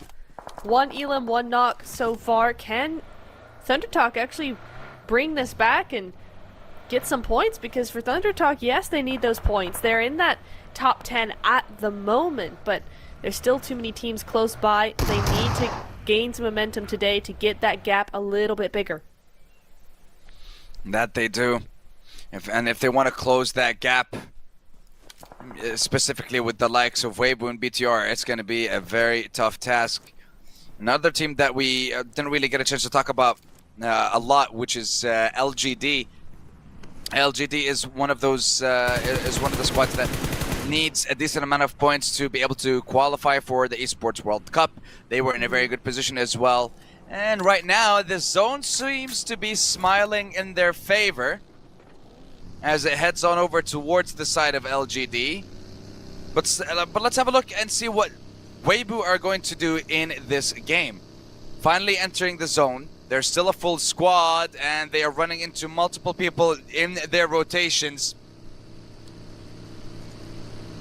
Boy. Especially with the fact that it's 4 solos in four different cars. Kinotrope, they have 2 people in the car, so technically they can try and fight, but 33Z completely ignoring them. KN thought about pulling up to the ditch and holding up there, and Weibo made the decision to go just that little bit further, and they will enter into one of the houses and be able to hold their ground, but I think they might be just a little bit split. They will be split, and it may not be the best one either, because it's a 4v2. A split 4v2 on 2 sides, so maybe Weibo can do something. 3 teams here, 4 teams, Rejects, APG, BTR, CD Alliance, all running around in between each other. Snape running, trying to get out of here. Top as well, as Federals spraying him down. There are many, many teams on the southeast side of zone, and Razy's going to be the first of all. Rejects picks him up. Duello going to be able to spray him down there. Nice little headshot coming on through. You gotta be careful, you can't get too tunnel visioned on that 1 knock. There's a lot of other players around you. And CD Alliance now finding fault with Vampire as well. So there's so many teams on this side of the zone. This is very, very open as well. At least they all have those vehicles. A7 now joining the mix over on this side, as Satarlist is just gonna be holed up in a shack, ready and waiting. But WBG, they are also ready and waiting. They're in chopsticks right now, just holding down. What are you doing? That's an explosive nade onto your teammate, but sure. Cool. Weibo. Oh, here we go. That's his teammate. What everyone... Yeah. What is he doing? Maybe he attached like a syringe or something for him to use to heal himself up, and they just shot it towards him. Instead of just throwing it with your hand, yeah, just like attach it to arrow, shoot arrow. Sure. Just make sure you don't. Yeah, just make sure you don't shoot the arrow at your teammate. Federals. Rarely do we see him getting knocked down, especially this early on. BTR, not a game you want to be taken out early in. Satarlest. He may have gotten a knock or 2 onto APG, but he will not be able to secure the elimination. Federals secured, it seems. This is going to be... I think it's a tough loss as well for BTR, for them to come out of this game with no points. Yeah, and they will be eliminated, and that just gives an opportunity to Alpha to influence the team spirit, all to catch up to Weibo, or maybe Weibo to just start getting away with a lead here. I mean, they still are up as full squad. Don't want to jinx it this early, but it is the fact that is on the board right now. APG, we're on board with them. They're just down to 2. But I will say most of our teams are still full squads, right? Team Spirit and A7 have lost 1 each. APG is a duo, and CD Alliance is a solo.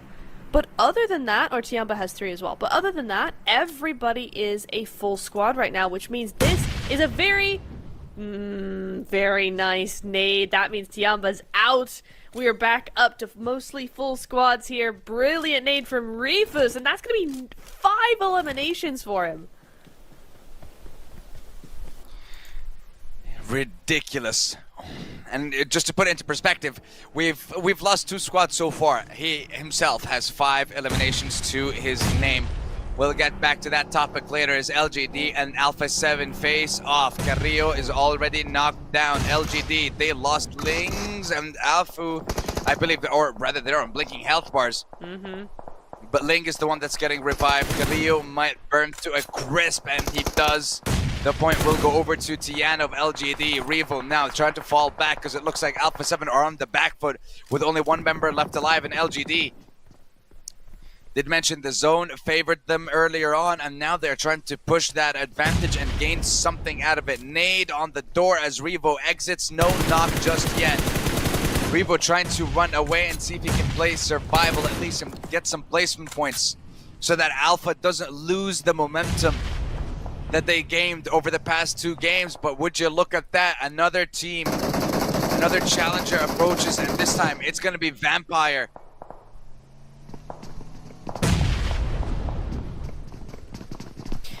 Yeah, they are definitely looking for a fight, Vampire are. I mean, why wouldn't you? You see this fight happening, the zone is closing in. You don't need to push them, but you can gatekeep the heck out of whoever's over here.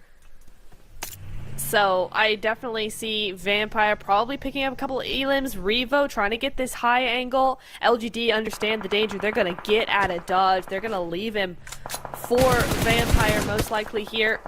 They're just going to try and get out of the way. Revo might just deny the point here. Going to try and heal up, but better to deny the point at this point. But 31 points in game number 2. 0 points on the board in game number 3. Unless he can get that. No, he can't. He's going to heal back up once more. Unless he can get into zone, Sandstorm. This is the end of A7. It might just be in this game. And LGD decide we don't want to do this anymore, but RC are waiting for them. Divine steps up and he falls down, and so just like that, an advantage goes over in favor of the side of LGD. Now switching over to Lynx. Apollo not knowing where to look. Left, right, up, right. He doesn't know. So many different angles to watch out for, but LGD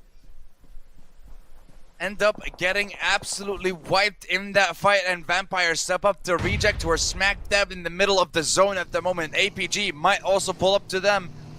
Vampires finish the fight, get themselves some more points, and continue. Rufus with those 5 LMs. What can you do for APG? DRX now focusing onto 33Z and Weibo Gaming. Weibo, who are now 19 points away from crossing that threshold. Can they do it in this game, or will other teams step in their way? Troops try and see if he can get the knocks while Osal was distracting, but the distraction was not enough. The aim is not there, and Vampires knock down a couple of members of DK. And all of a sudden, once more, you pull up to Vampires and it does not go your way. And thank you for the free kills, they say, as they continue on making their way to their next stop, their next location. Weibo, once again, reminding us of the 2-2 split they have and how in the world, I wonder, they're going to make it out of this one with Influence, KN being right around them. It's gonna be so difficult. They put themselves in a good position for where the zone normally goes, but the zone has shifted south. This is not a typical field finish that we're used to seeing. It's not gonna center up on chopsticks, and that means for WBG, it's gonna be a really hard fight to get out of here. There's a lot of teams on this side. 1, 2, 3, 4, 5 different teams in a very close proximity to each other. Kino know their power here. They definitely do have that advantage, although he does take out Tamar here. So that is going to be the opening knock, but it's a nice 2-2 split they got going. But DRX over in the compound next door, definitely going to be a team to watch. Make sure that Order doesn't poke his head out too much here. 33 down to 1 HP for that reason alone, and Order does go down as well to those nades. WBG need to be very careful here as Influence Rage now sneak up behind them. Sandstorm, It is not looking good for WBG here. What can Weibo Gaming do now other than HE getting knocked? Influence Rage, knowing that this elimination, these knocks are very important when it comes to the story of the rest of this tournament. Order and Sook being surrounded by these teams and the zone closing in, forcing them to make their move. HE will be taken out. Sook still trying to shine with this bow. Yeah, you're gonna need that vehicle for cover as the zone starts to close in. KN still holding that angle. No one's pushing anyone because the zone is allowing them to hold their ground for now, but Influence Rage looks like they're done waiting. And they are going to be pushing onto KN. I'm not sure. Wait, hold on. KN just got evaporated, eviscerated in 2 seconds. Just like that, they're all gone.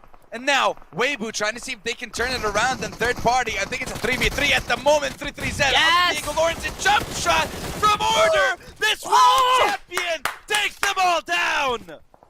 What in the world was that from Order? He is back, baby. Order back in it to win it. What do you mean? He's always been here. What was that? What a play coming through. The quick switch of the weapons, the shifting over to that S12, taking out the last player of Influence Rage. Influence did a great job there, but WBG able to bring it back. Now the only team standing in their way is DRX, and Sook is going to try and clear a way for them. 33Z, is he going to be able to get out of there alive? Maybe. Sook barely getting out of there. No, and then falls. He falls. No, he falls away. Order is stuck now.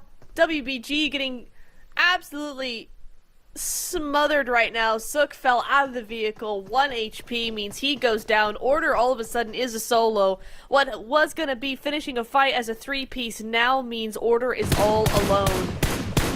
It has just not gone their way, Sandstorm. I mean, look, being able to gain a decent amount of points and win that fight at the end of the day with a top 5, that's good. That means that in game number 4, the target for Weibo would be to hold, but the heal does not come out in time. 140 points. 12 points is what they are going to need to pass the threshold. And look at that. 2nd to 6th, all gone. Vampires, the only one surviving, in 7th place now. Then you go down to 10th, 13th, and 14th. So when it comes to the overall result of this game and how it could impact the overall ranking, if Vampire get themselves the chicken dinner with a decent amount of eliminations, they could also cross that 100-point threshold. But crossing the 100-point now in game number 3 of the day, I'm not sure how that's going to help you out, or if it's going to help you out, because you still have quite a few teams that you need to get through.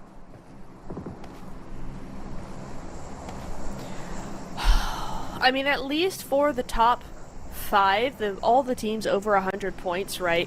We're seeing teams in the top 4 that have nothing to do with them, right? So none of those points are really going to hinder them in any way. The only team that could potentially start to poke at those teams is Vampires.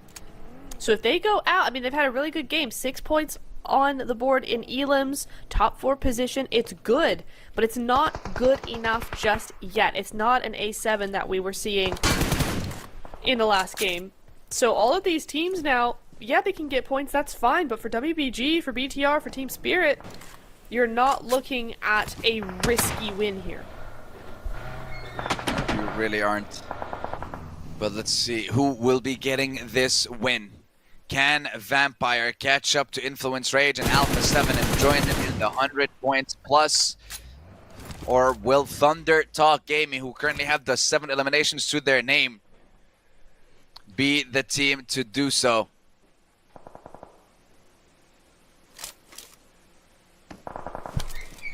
Schweppes. I mean, at this point, with the zone, it could go either way, though. Schweppes does peek out, try and get some shots, goes back down. The thing is that no one's actually inside of zone. No one's here. They're all on the edge looking at each other going, it's too no, open. You first. You yeah, first. Exactly. It's whoever makes the first move, that's who's going to get eliminated first, it feels like.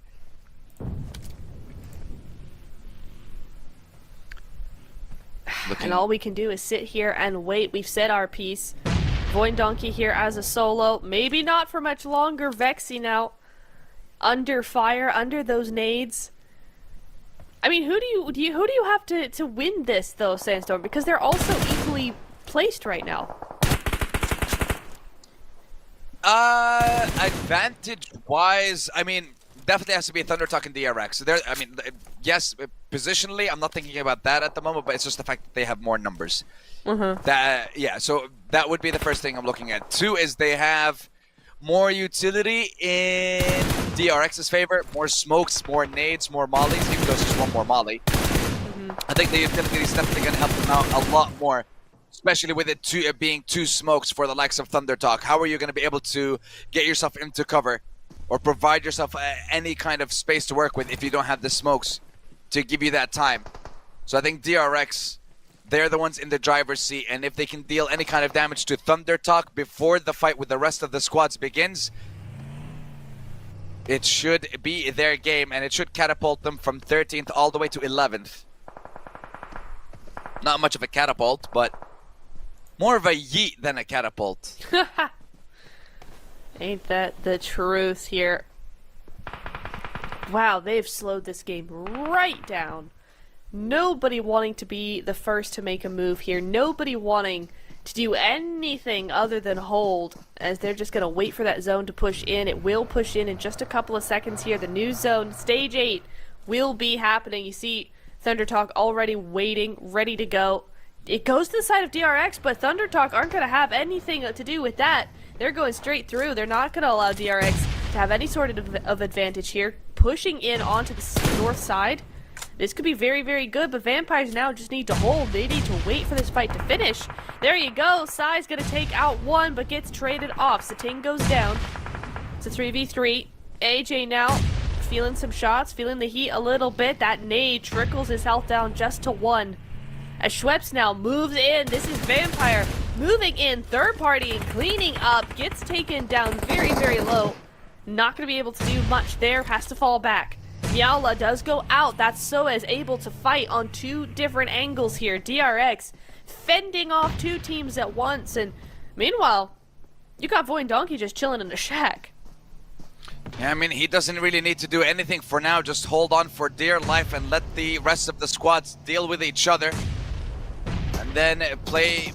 I just try to ruin their day at the end of the game. Empire finally pushing onto the squad of DRX. QZ then letting it rip with that S12K. Switching over to the M4, and Vampires are done for. And that means that ThunderTalk now can jump into this as a third party. Clean up and win this game. They have the numbers advantage. I mean, DRX had it with the utility, but when you get thirded, it's very, very difficult for you to recover. And ThunderTalk pushing this advantage that they have, taking out DRX during their 9th elimination and going for that 10th. And now it's just going to be Vexy from Voindonkey. 4v1 situation. We rarely see clutches like this, especially with depending on the stakes. But wow. This situation, GGs. ThunderTalk say thank you for that 11th. They get themselves 21 points and finally get a winner chicken dinner that I feel is long overdue for the squad. You know what? This is so nice to see them step up, take this win. We've wanted to see this from them for so long, and it's so nice for them to be able to do this. A really, really good play around to the north side. Vampires helping out a lot, but TT able to just clutch it up, get rid of them all. That's going to be a big elim count on the side of TT as well as this win. And yes, they were in 10th place. Are they really in the running for Smash Zone? No. But when you're talking about that other race for the PEL teams, this is huge for them. Definitely will boost their morale, and I feel like kind of put their minds at ease when it comes to competing at the Esports World Cup, because the only way that they don't make it is if they end up in the bottom 4 and we have a win from Weibo plus LGD our 2nd place. So this chicken dinner is a moral victory for them and definitely something to ease their minds at the moment. Now they can just focus on performing their very best in the rest of the games that we have now. 3 matches done and dusted, and yet no team has crossed the threshold. No team has passed 152 points. Weibo is the team that is closest to that, I believe, and we'll show you exactly in a few minutes with the match ranking and the overall leaderboard. I can't wait to see that leaderboard now. I mean, yes, not much is going to change up at the top, but who is trying to contend now? Who is trying to get there at the top? We have seen many teams come through and get those 100 points. VPE are going to be one of those now. Rejects got very close. They got to 92 before they went out, and Vampires had 90 halfway through that game. So I'm expecting them to go up to 100 at least. Thunder Talk with that should be also approaching 100 quite quickly there. That will have jumped them up several spots. Several spots closer to the top 5, top 6. That's the goal. Just end up as high as you can on that leaderboard. If you don't have a chance at winning the title, try and get as much of the prize pool as you can. Then that would be the goal for these players. Just get best placement possible in the overall leaderboard. And here we see the downfall of Team Spirit throughout the game, getting picked off one right after the other, and show exactly how we managed to get to that end game.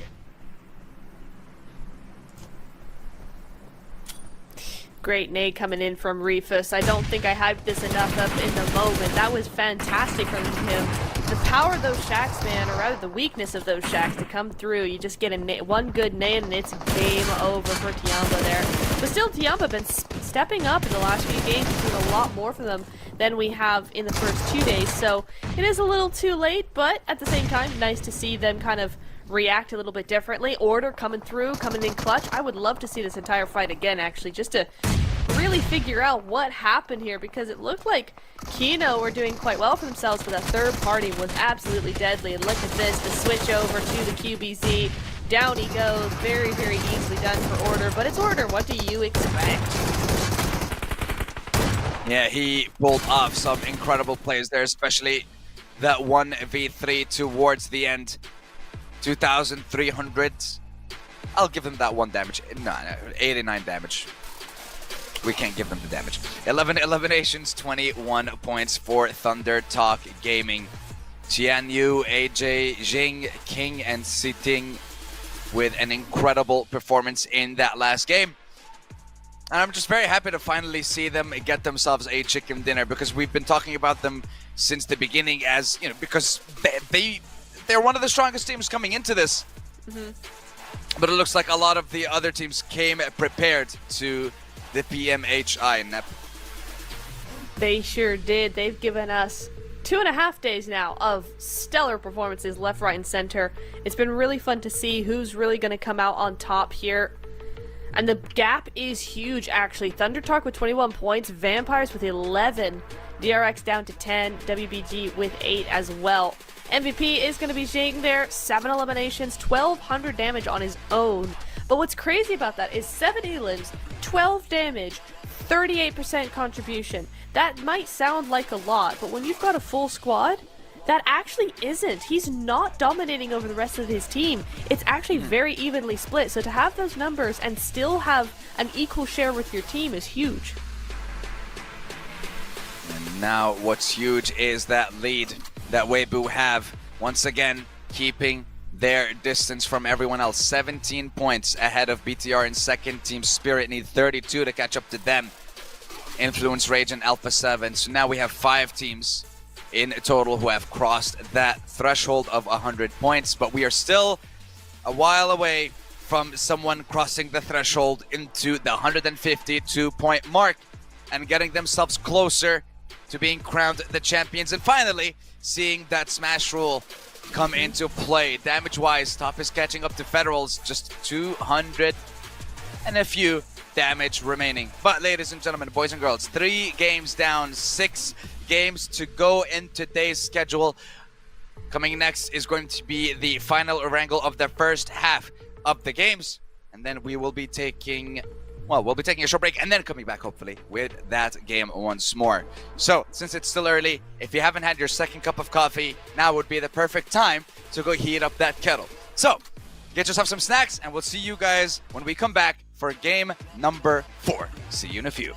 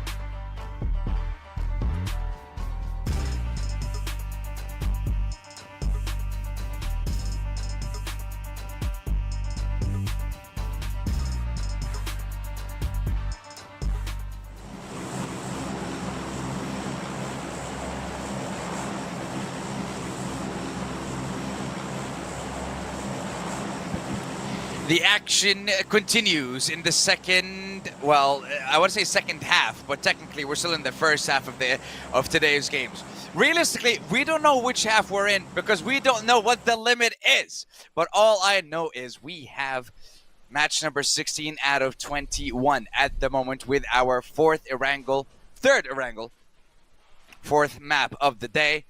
And this time, the zone or the plane path seemed fit to go from just south of Zarki all the way to south of Milta Power, southeast of Zarki to south of Milta Power, if you want to get extremely technical about it. But we instantly see a wide 2-2 split drop from Alpha 7.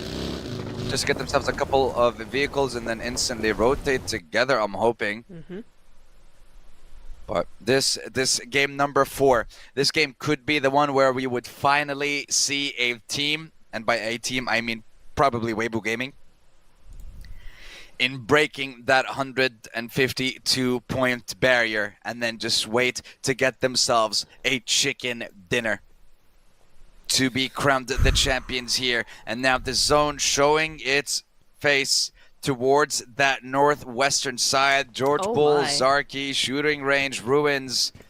I feel like a team maybe going to the George Bull Mountains, use that high ground, get as much info, get a lot of eliminations as well.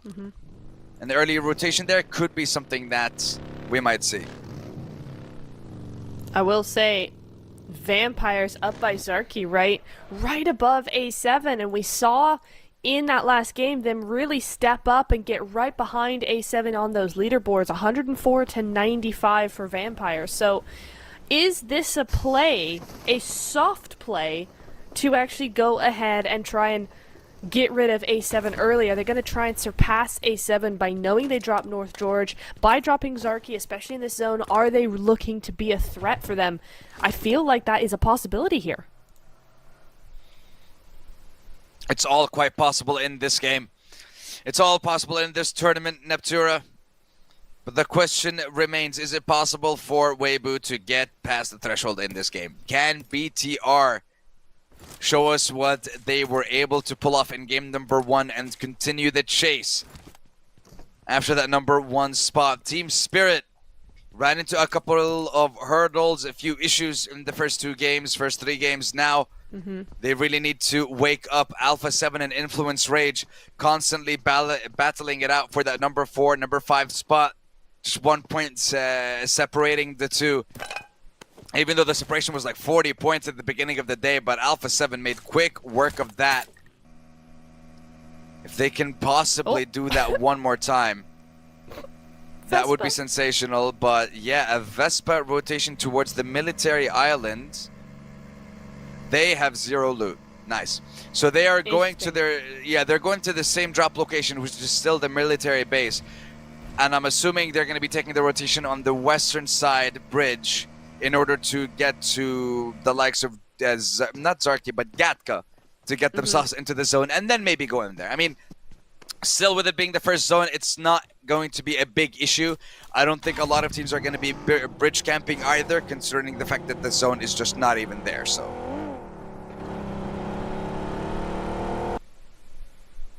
I wonder what WBG are going to be doing. I had a thought that occurred to me, Sandstorm, just now, is I wonder, you know, we've been talking about playing, do you play the Smash rule? Once you're close to the Smash threshold, how do you play this, right? Do you go all out and try and get it as early as possible? But what if you don't, right?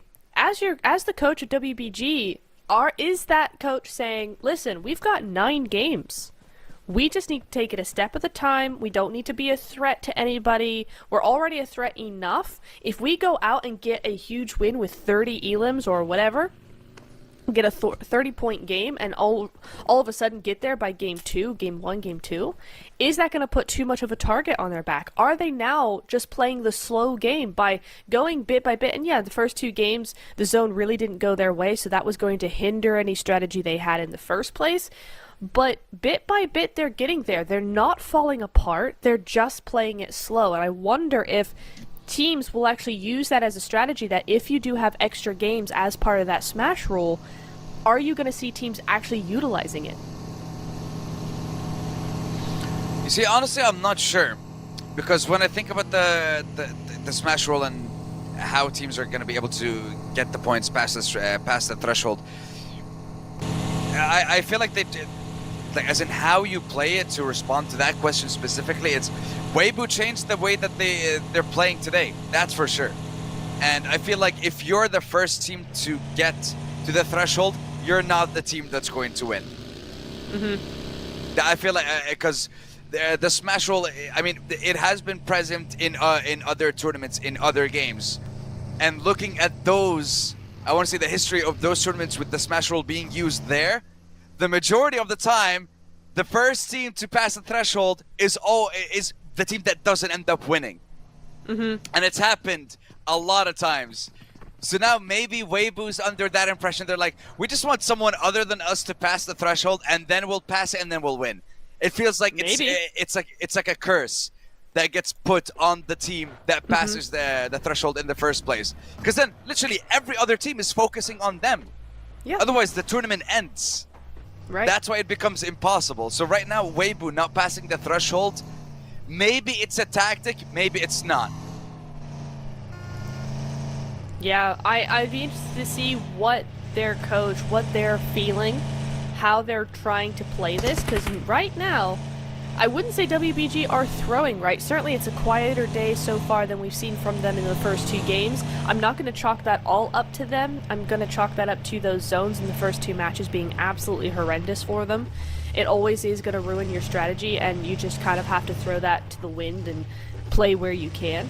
So the first 2 games I'm not going to hold against them. The last game we saw them really clutch it up, but at the same time, again, the zone kind of messed with them again, putting them in chopsticks, and then they couldn't really get out. So they've had a tough few games. I wouldn't say it's all completely their fault, but I would like to see a little bit more aggression coming through from them, not necessarily in terms of eliminations, but just aggression in their proactiveness. I want them to be more aggressive with how they rotate, how they push things, and we might start to see that now in game number 4. They're just 12 points away. We've seen teams do far more than that in a single game. I feel like this is the game where you kind of want to step it up, get those 12 points, and then go back to maybe relaxing and just playing for that win. Playing for the win is what Weibo need to do here. Stage 1 closing in soon. Curious to see where the shift is going to be going for zone numero 2. Tiamba, 25 points in 12 games. It's still, the average seems to be like 2 to 3 points per game for Tiamba. And again, I'm not sure what issues. I mean, they're running into a lot of problems. We've seen a few moments. Oh my god, hold on. We'll get back to that. Why? Why does the zone keep doing this to us? Why? Literally, it went to like the most, but I guess the most it could, in terms of water area to take, and it decided, yeah, that's what we're doing now. This is what we're doing. Wow. It really doesn't want WBG to win. What? Okay. Okay, wow, what do you do if you're WBG here? What do you do? We're on board with them right now, and frankly, I'm not sure I want to listen to the team speak right now. Whole lot of heat coming out of them, I feel like. That's just insanely unfair here. Tian with that headshot, nasty shot onto Carrillo. That's going to be LBD, who, again, have stepped up a little bit. They've fallen down those leaderboards, but they are getting those early elims every game. That they are, and they need to see if they can secure more of those throughout the game. Influence Rage and DRX fighting for control of the warehouses just south of Georgepool. We have another team towards the likes of Hospital, Team Spirit, showing up in the elimination feed with a couple of elims to their name. Few knocks as it stands to Tiamba. We say they run into problems, and right now the problem seems to be Team Spirit.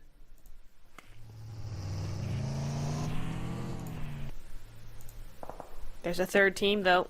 Okay, so WBG have found a way into zone, right? They've got a small compound. It's not going to hold them for very long, but they're just going to be spicing up those vehicles, getting them ready to go for a new rotation. Bit by bit, that's what WBG need to do. Carefully, slowly, bit by bit, but proactively, and not like that. Cool. There is a team rotating behind them. Can't see it. That is BTR. So second place, very, very close to WBG right now.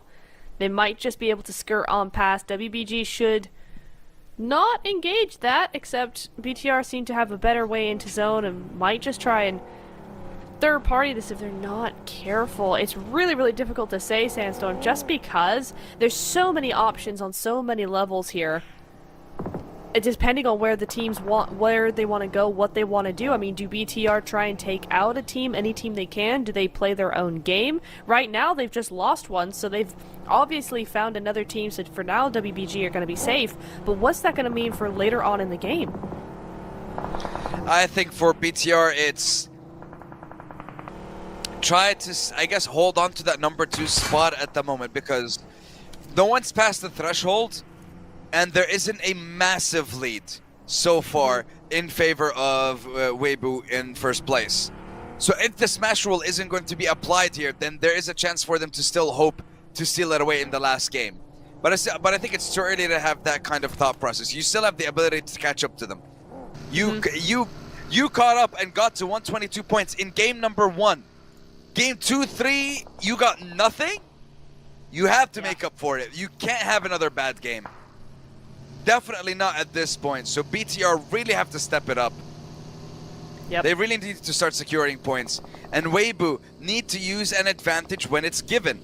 BTR lose a member, you need to try and secure the points. You need to try and survive. And Satar Lest says, not today. Responds to my statement by knocking down Suk from Weibo.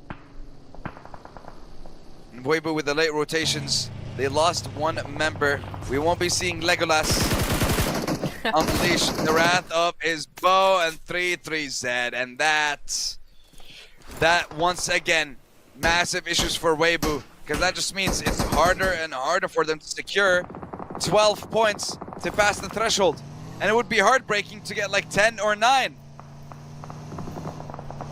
But this is the thing, man, right?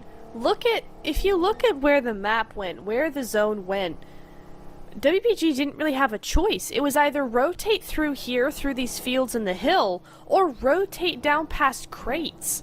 I mean, they were absolutely going to get just demolished if they went that way. So, once again, the zone really messing up their game. I mean, I'm not even saying, oh, the zone should go to Yesnaya and it should, you know, favor them.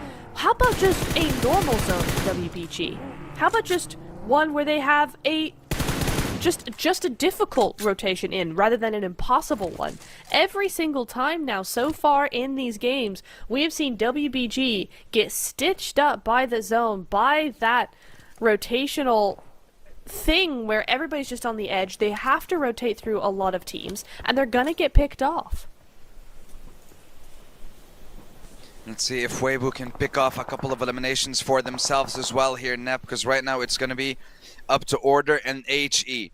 The name of the game is a total of 12 points. If they can manage, 12 points for 2 players. The only way I see it happening is stealing as many eliminations as they can, and then have to get at least top 3.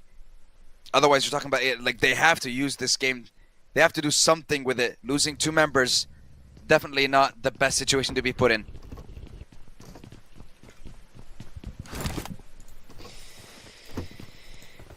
Well, we're gonna see where that zone goes. It does center on up. WBG just on the edge there. They're gonna actually have a fairly easy rotation in for once.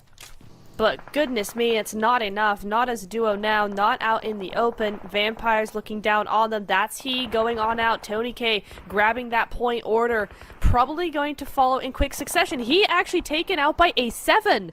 Tony K's point just ripped away, and that is huge for A7. Remember, A7 and Vampire very, very close together. 10 points difference.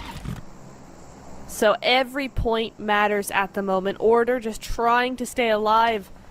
WBG, and it's no fault of their own. They're playing the best they can. They're doing what they have to. But the zones and the team just not letting them get those points. Order moving over to this vehicle. A little bit more cover for him. Don't stick it. Don't stick it. It's getting shot to smithereens, though. He's going to have to go prone. I mean, what do you do here? CD Alliance over in that area as well, over in the compound. Not going to let him through. A7 on one side, Vampire on the other. And I think that might be Rejects behind him as well. Insane work coming in from them. I mean, what can you say? What can you say with that? Such a tough battle being fought here by Order. BTR, on the other hand, did lose Razy, that's true, but Sitar does have a point on the board. Moving up right behind WBG, actually, but they will come across into contact with Jing from ThunderTalk. They won the last game. Can they do something with this again? ThunderTalk just down to... No, they are a full squad, still a full squad, up and running, down to the south side. Yeah, Order, not going to be long for the world there. Should be able to be taken out. He's going to try and actually destroy the vehicles, maybe survive as long as he can in this moment.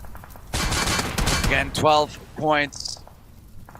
Just needs to make sure that the vehicles blow up so he does not get blown up himself. And now survive. Even if you get 1 point, it's 1 point less that you need to secure in the next match. The very slow crawl towards that 152 point mark, just because of how many teams from the bottom of the leaderboard or the middle of the pack have been able to climb up to the top, is what made this such a difficult task for Weibo. And again, the fact that they are in the #1 spot just made them a target for everyone. You saw when we had a single elimination in the elimination feed showing that, hey, it was one of Weibo, the chase was on. So now they have to do it again. And I'm not sure if they can. The zone. Ooh. Yeah, the zone just knocked them out, and looks like Top will be able to pick up that one. Nah, I think they're going to deny the point. There we go. Yep, Tiamba out. Once again, that is unfortunate. Team Spirit able to pick up a couple points onto them first, though, of course. Team Spirit still a full squad. The zone centers up again, and Order been put in such a rough position. Finally gets zone, but he's a solo out in a field behind a buggy with a couple of smokes. There's nothing he could do from this position. PUBG Mobile is cruel sometimes, Sandstorm. It is a cruel, cruel mistress. But listen, we love PUBG Mobile anyways. It doesn't matter. Yes, true. But we want to see... Yes. Goodness. RC. Hold on. Choops. Whoa. Whoa. Okay, producer jumping us right into the fight here with Choops versus Top from APG. DK. What can you do in this situation? Top ready with the nade. A lot of damage. Brings him down to half HP. Doc is finally here with some backup as well. DK will get pushed by the zone, and Nate goes way too far. S12K sings. Fortunately, Mike wasn't on. No damage registered. Here comes Doc finally. No. He does not get it, but Top will. Revive Nicely will be played. secured, and they should be able to get into the zone. No problems here. Revo from Alpha 7. Okay, this is the longest that they survived past game #1. Or past game #2, I believe, after that incredible 21 elimination chicken dinner. Influence Rage, though. Influence Rage just took out Doc. That's 2 knocks for APG now. Doc does go out. Influence Rage gets Top. That's APG out in that Elam feed. We have missed it on screen, but Influence Rage just come in and clean up APG. Unable to get any sort of real points on the board for them. But Influence Rage up to 110 now. Which is a fantastic performance from them so far to keep on going. Them and Spirit sitting at that 110 mark. Thunder Talk, champions of the last game, get taken out. Divine, not sure if his location is known to the team of Spirit. Know me. Popping a couple of smokes, if I'm not mistaken. Just to kind of dissuade any push from the side of a reject. Give them a little bit of room to work with. Know me, though. Not aware of a nade being cooked. And now it's reject with a numbers advantage, a 3v2. Can they push that advantage? Because you can't really, with the nades that are coming out from Matic. Makes it a little bit difficult for you to reach in, though. Waiting in the wings, ready to backstab. Yeah, I knew it. Ready to backstab onto rejects, and that means Team Spirit need to change those angles fast if they don't want to get picked off just like them. Now the nades come in, the Molotovs, but Apollo is also ready with that Molly. They don't even know he's on that side. He could come out at any moment, but he's not going to. Meanwhile, VPE! Oh! With the vehicle, that was slap bang onto order. The disrespect coming from him. That was absolutely cruel, and Kitsune! What? Shots being missed between Apollo and Julo, not able to take them out. Gets shut down, and reject survive top 7. And yeah, that was those scenes from Vampire on Order. That was just insane. unreal. Oh, and you know what really is heartbreaking as well? Order survived that long to go out in 9th place. Still no placement points. So, no points gained from this game, yeah. No. A little bit of a waste for the team in first place. And BTR are still here. BTR is still here as 3. They're outside of zone right now. But I don't know for how much longer they will be in that predicament. Influence Rage as well, outside of zone now, but they've got a better entry. RC, do they even know? No, they don't. They do not know that BTR are right below them. That's going to be another elimination going over to BTR for 2 now. Low count for them so far in the game, but it's just getting started. 6 teams still remain.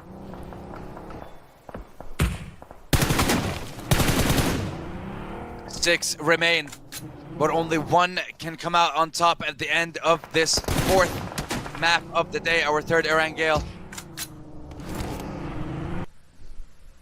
Alpha 7, what can you do with the 3 players?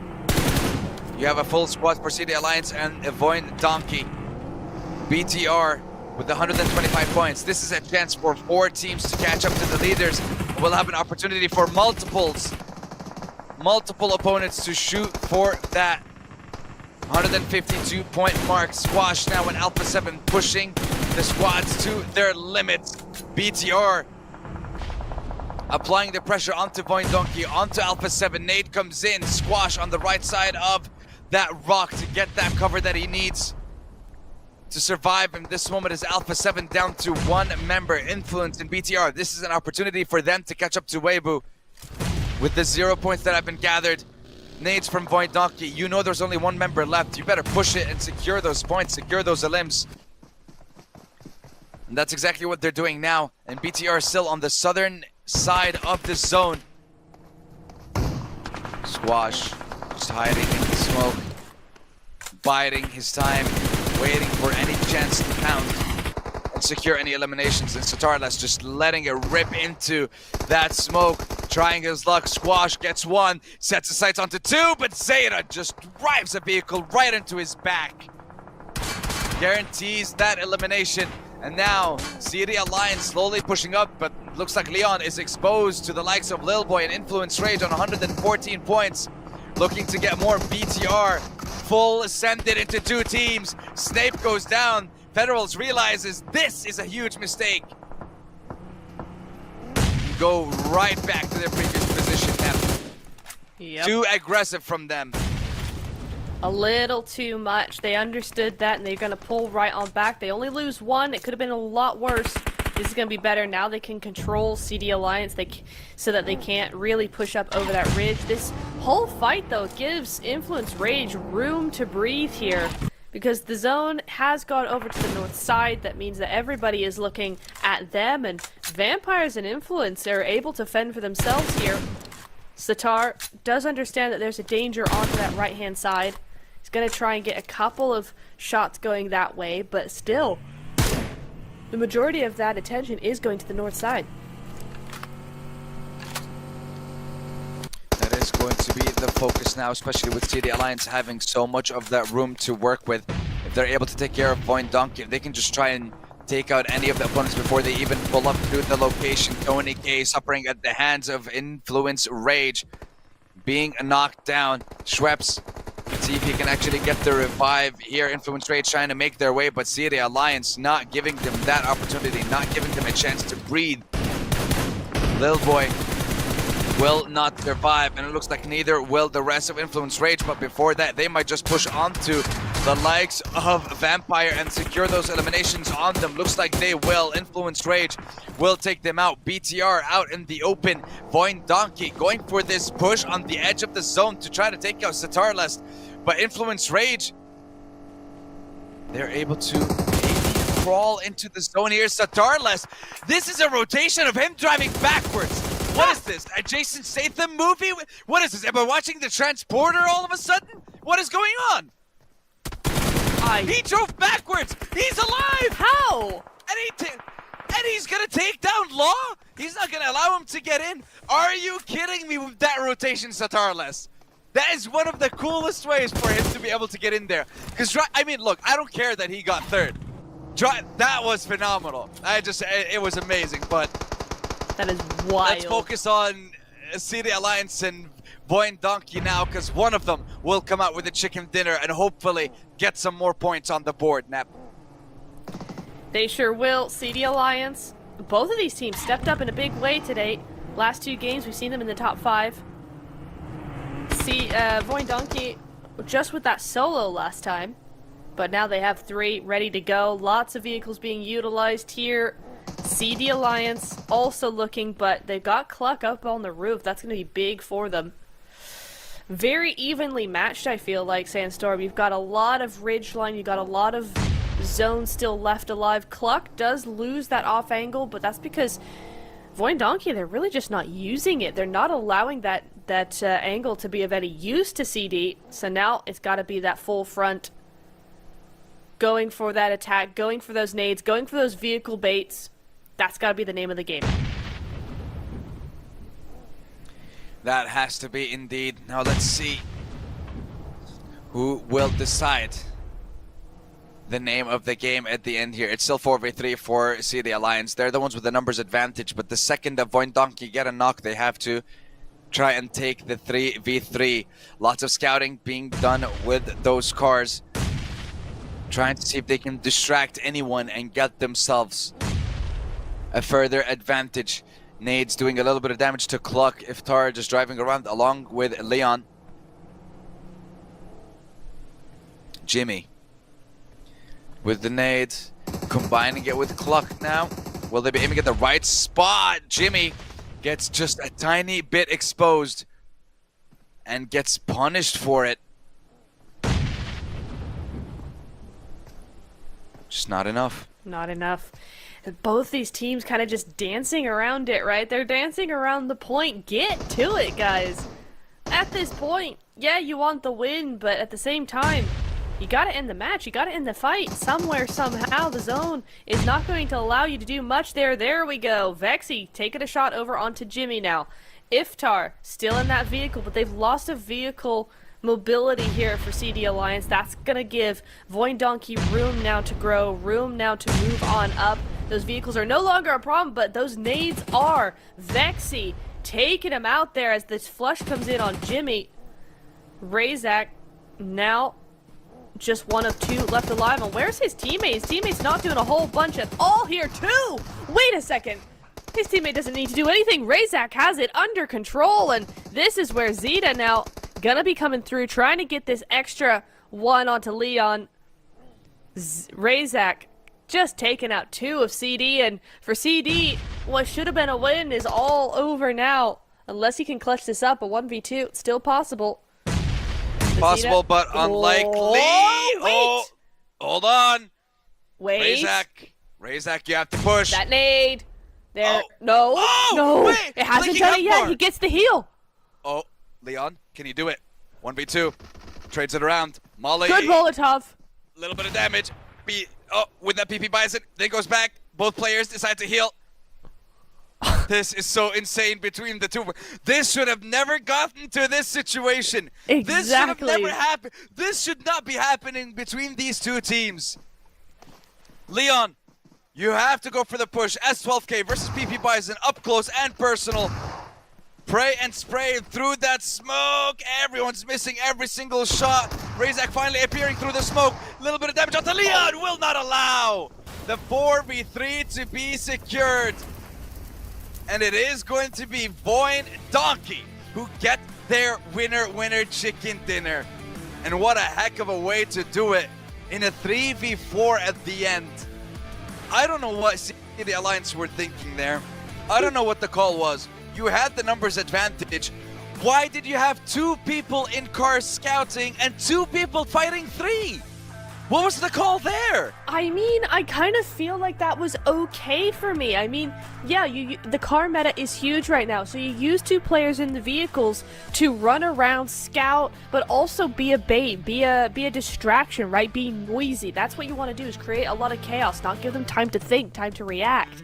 But the problem is that the 2 on the ground were not backing that up with nades, they weren't backing that up with gunfire, they weren't backing up with any sort of push. They kind of just let their teammates in the car kind of just run around, and they didn't do much. So when they finally did do something, Void Donkey were ready for them. And yes, it got very much down to the wire, and maybe it shouldn't have been, but at the same time, Void Donkey did the right thing there.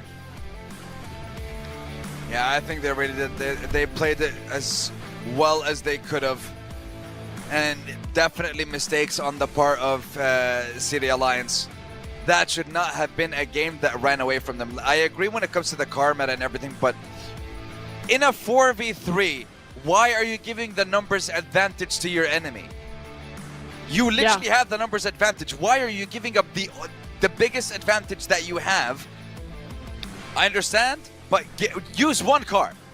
1 person drive around. And that way you're always having equal footing. You always have a 3v3. The fact that they split it up too much is what ruined it for them, I believe, at the end. It was way too much from City Alliance, and I feel like that end game kind of explains to us exactly why City Alliance hasn't been able to perform at the level that the rest of the squads are at this point. Because that game should not have been taken away from them. That was their game. It was their game.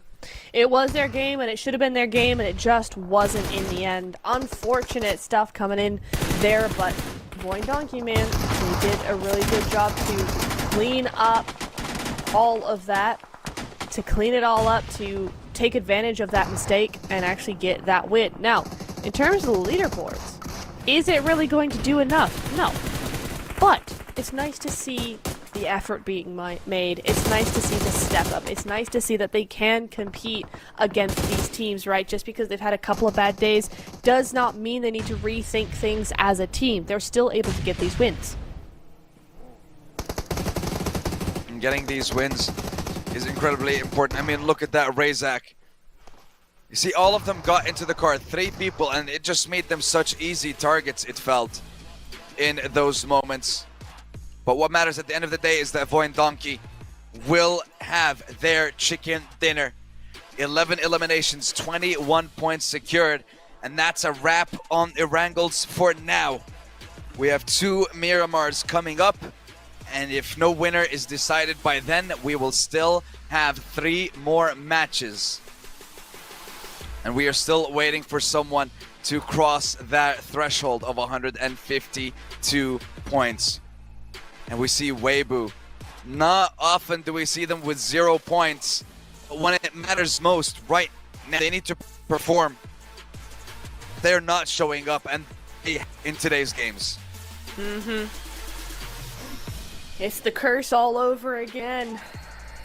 The team that's in first place is not the team to get to the smash point, or the team that gets to the smash threshold is not the team to smash. It's gonna be such an uphill battle for everybody here. WBG do get some points, of course, but not enough, man, not enough. MVP, of course, is gonna be Razak, and it should be, right? That 1v2 at the very end there, just solidifying his MVP status here. 4 elims, 800 damage, 31% team contribution, and now Sandstorm, we're moving over to those overall rankings, and APG is almost badly as they're playing here. I mean, I don't want to say badly, but look at those points. It's not a lot. It's not what we're used to seeing from them. They still step into that 93-point range, so they will be also hitting 100 points very, very soon. That they will be, and it's just going to be another team. Now we have six squads in that lineup. 100 points plus 12 points for Weibo, 22 for BTR, 32 for Influence Rage, 41 still for that 5th place holder. Still a road to go for the teams to get to that threshold and activate the Smash rule, because as of now, it is not activated. We wait and we hope for one of these teams to break that barrier. And right now, Federals is breaking those barriers with those numbers. 6,996 damage. Insane from him and from BTR. Yeah, but Nep, 2 Miramars are waiting for us. So now we are going to be taking a very short break, ladies and gentlemen, boys and girls. And we will be coming right back. So make sure you get your shades. Make sure you get your caps, because you definitely need it for the next map. And of course, everyone participating in the next game, you will need sunglasses as you board the plane, and we will provide them for you. So we will see you in Miramar very, very soon.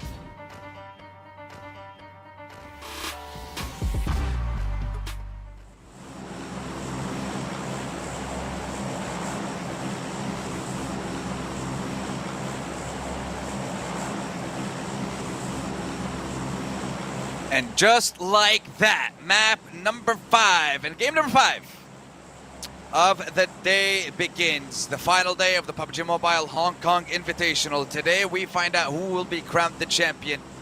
Of course, we will find out and confirm who will be the second team from the PEL to represent them at the Esports World Cup. At the moment, as it stands, it is going to be Weibo and Thunder Talk Gaming. Unless something magical happens from LGD and we see a massive, massive downtrend in performance from the likes of Thunder Talk, but I don't think that's going to happen. And right now, the only thing I want to think about is where that zone is going to end up. And will Weibo cross the threshold? Is that They've got possible? to, man. I mean, got to. brother, they really do. They really have to. Come on, 12 points, and you had a 0-point game last game? And the game We were before. needing the smash rule by game 3. It's now game 5. Bruh. SMH. I'm SMHing right now. I'm sure everybody else is. But if WBG could just get one zone in their favor, that would be nice. But no. Not gonna happen. The zone goes over down to the southeast side. It's Los Leones. It's Puerto. It's all of the things that WBG do not want in their lives. But hey, it favors vampires, favors DRX. LGD is also in there. Could be cool for them. I think the plan for Weibo right now is early rotations if possible, because the last time they took a late rotation, whenever someone knocked one of their players and eliminated them, that signaled for the rest of the lobby, hey, so one of the leaders just got taken out. You want to find them? Yeah, then that becomes the game plan.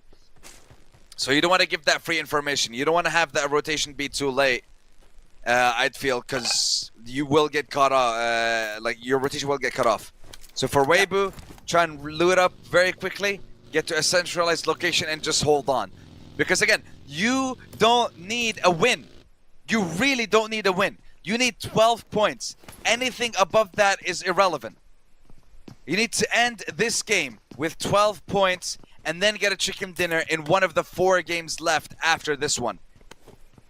But first, get the 12 points. Because otherwise, BTR, 22 away, they can do it. Influence Rage, they can do it in the next 2 games. And then you'll have someone to challenge you for that #1 spot. Meanwhile, Ling and LGD setting up a little bit of a firing range onto Fabian here. They might just...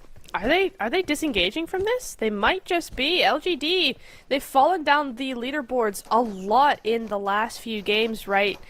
Before today, they were in top 5. Now they're down to 10th place because the teams in the middle have just stepped up so massively.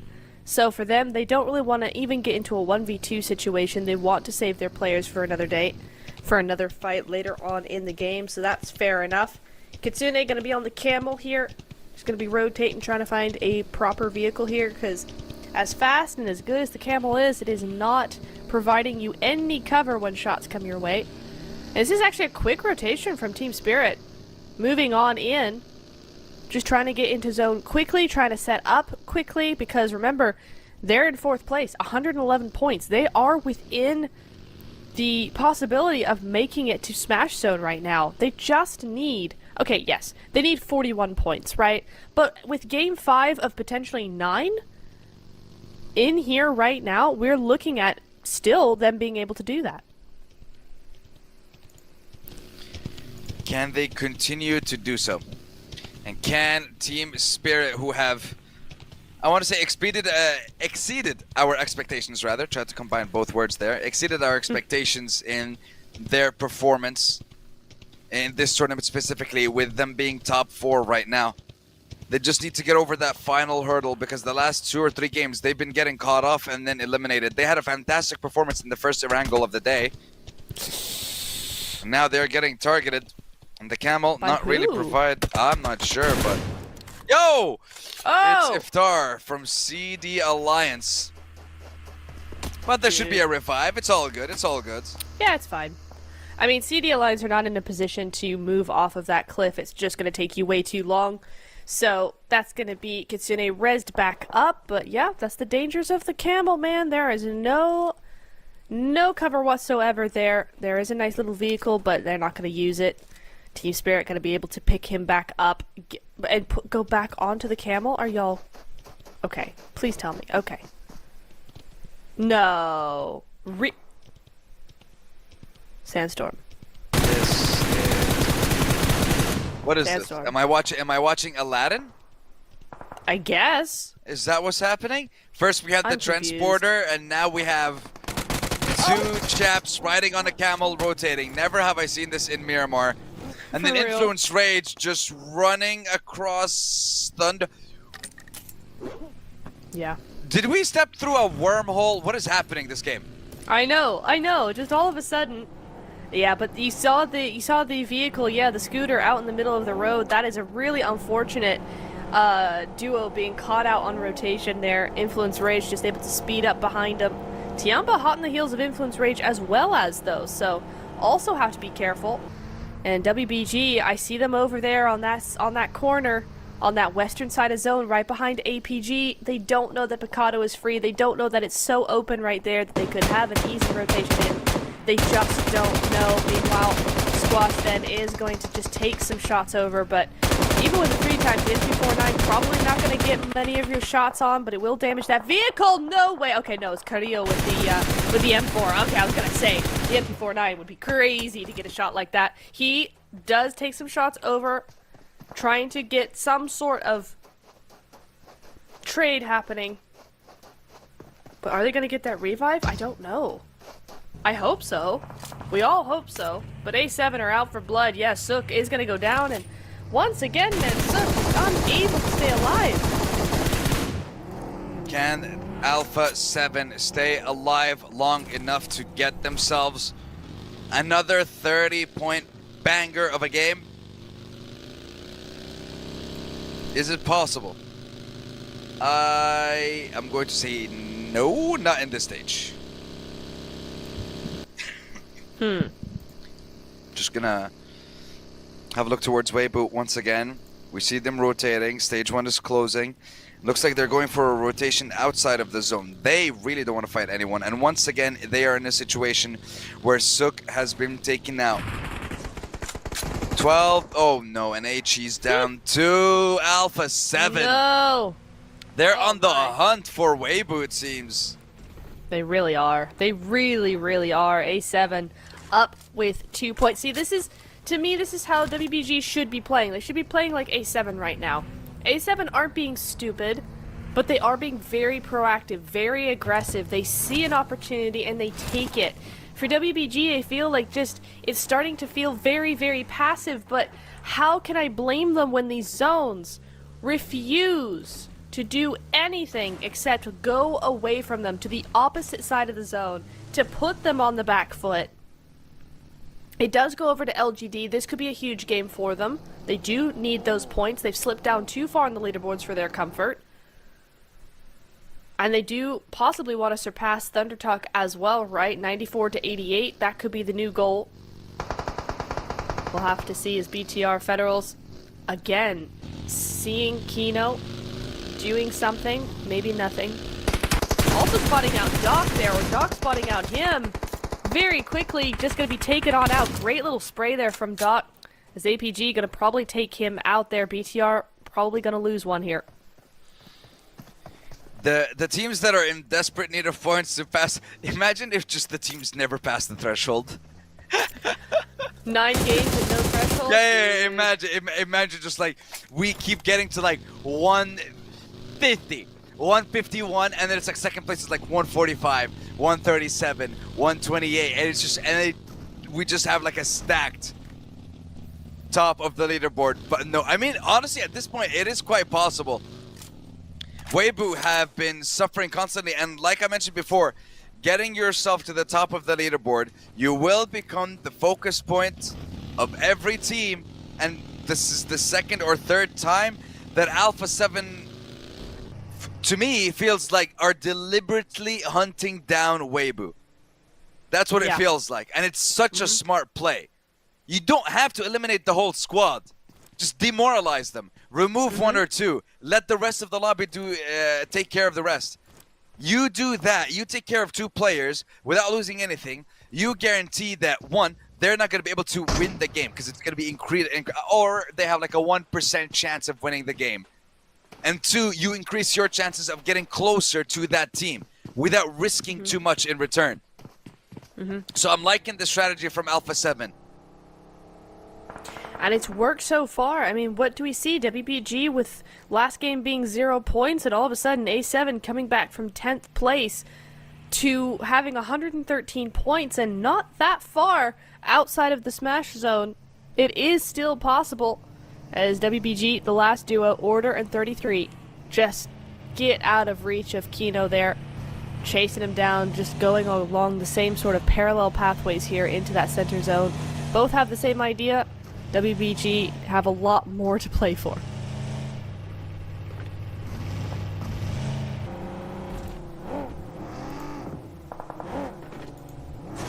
The zone, though, is going to be coming up, and there we go. A new center zone straight onto Tiamba. And I love how Tiamba have actually played this. Look at the split coming in here. They might want to center it up a little bit, but they hedged their bets. They got a strong position now inside of zone.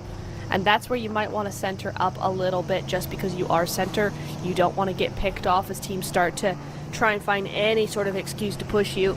LGD as well, looking very, very strong in this zone. Team Spirit could have a good spot as well. And Influence Rage just got a really nice compound. Mostly center zone, actually. Full squad still alive. That could be working wonders for them. So we'll have to see where this zone ends up shaping up, because I'm sensing that we're going to get a lot of elims in the next few minutes. Question is, who will be collecting all these elims? Who will be securing them? Is it going to be the likes of BTR, 22 points away, very possible with a chicken dinner? Or is it going to be Influence Rage, 28 points away? Again, still possible. Fabian and Voin Donkey. Well, Fabian's knocked right next to the likes of Voin Donkey in Potato. Nolbus trying to see if he can assist and providing some cover so they can attempt a revive. Nolbu gets double headshotted though by Zeta. Quick shutdown on that front. Just stops the fight. And the other two duo too far away. It doesn't look like there's an opportunity for a revive. Or if there is, it's a very risky one for them to try that. It would be a very big split up then.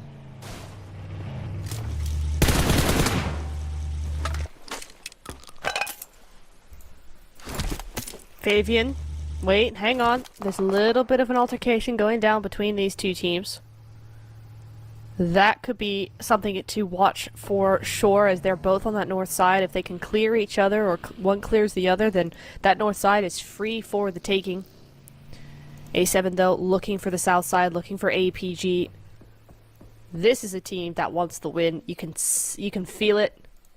They're not being overly aggressive, but they're not playing passive at all here.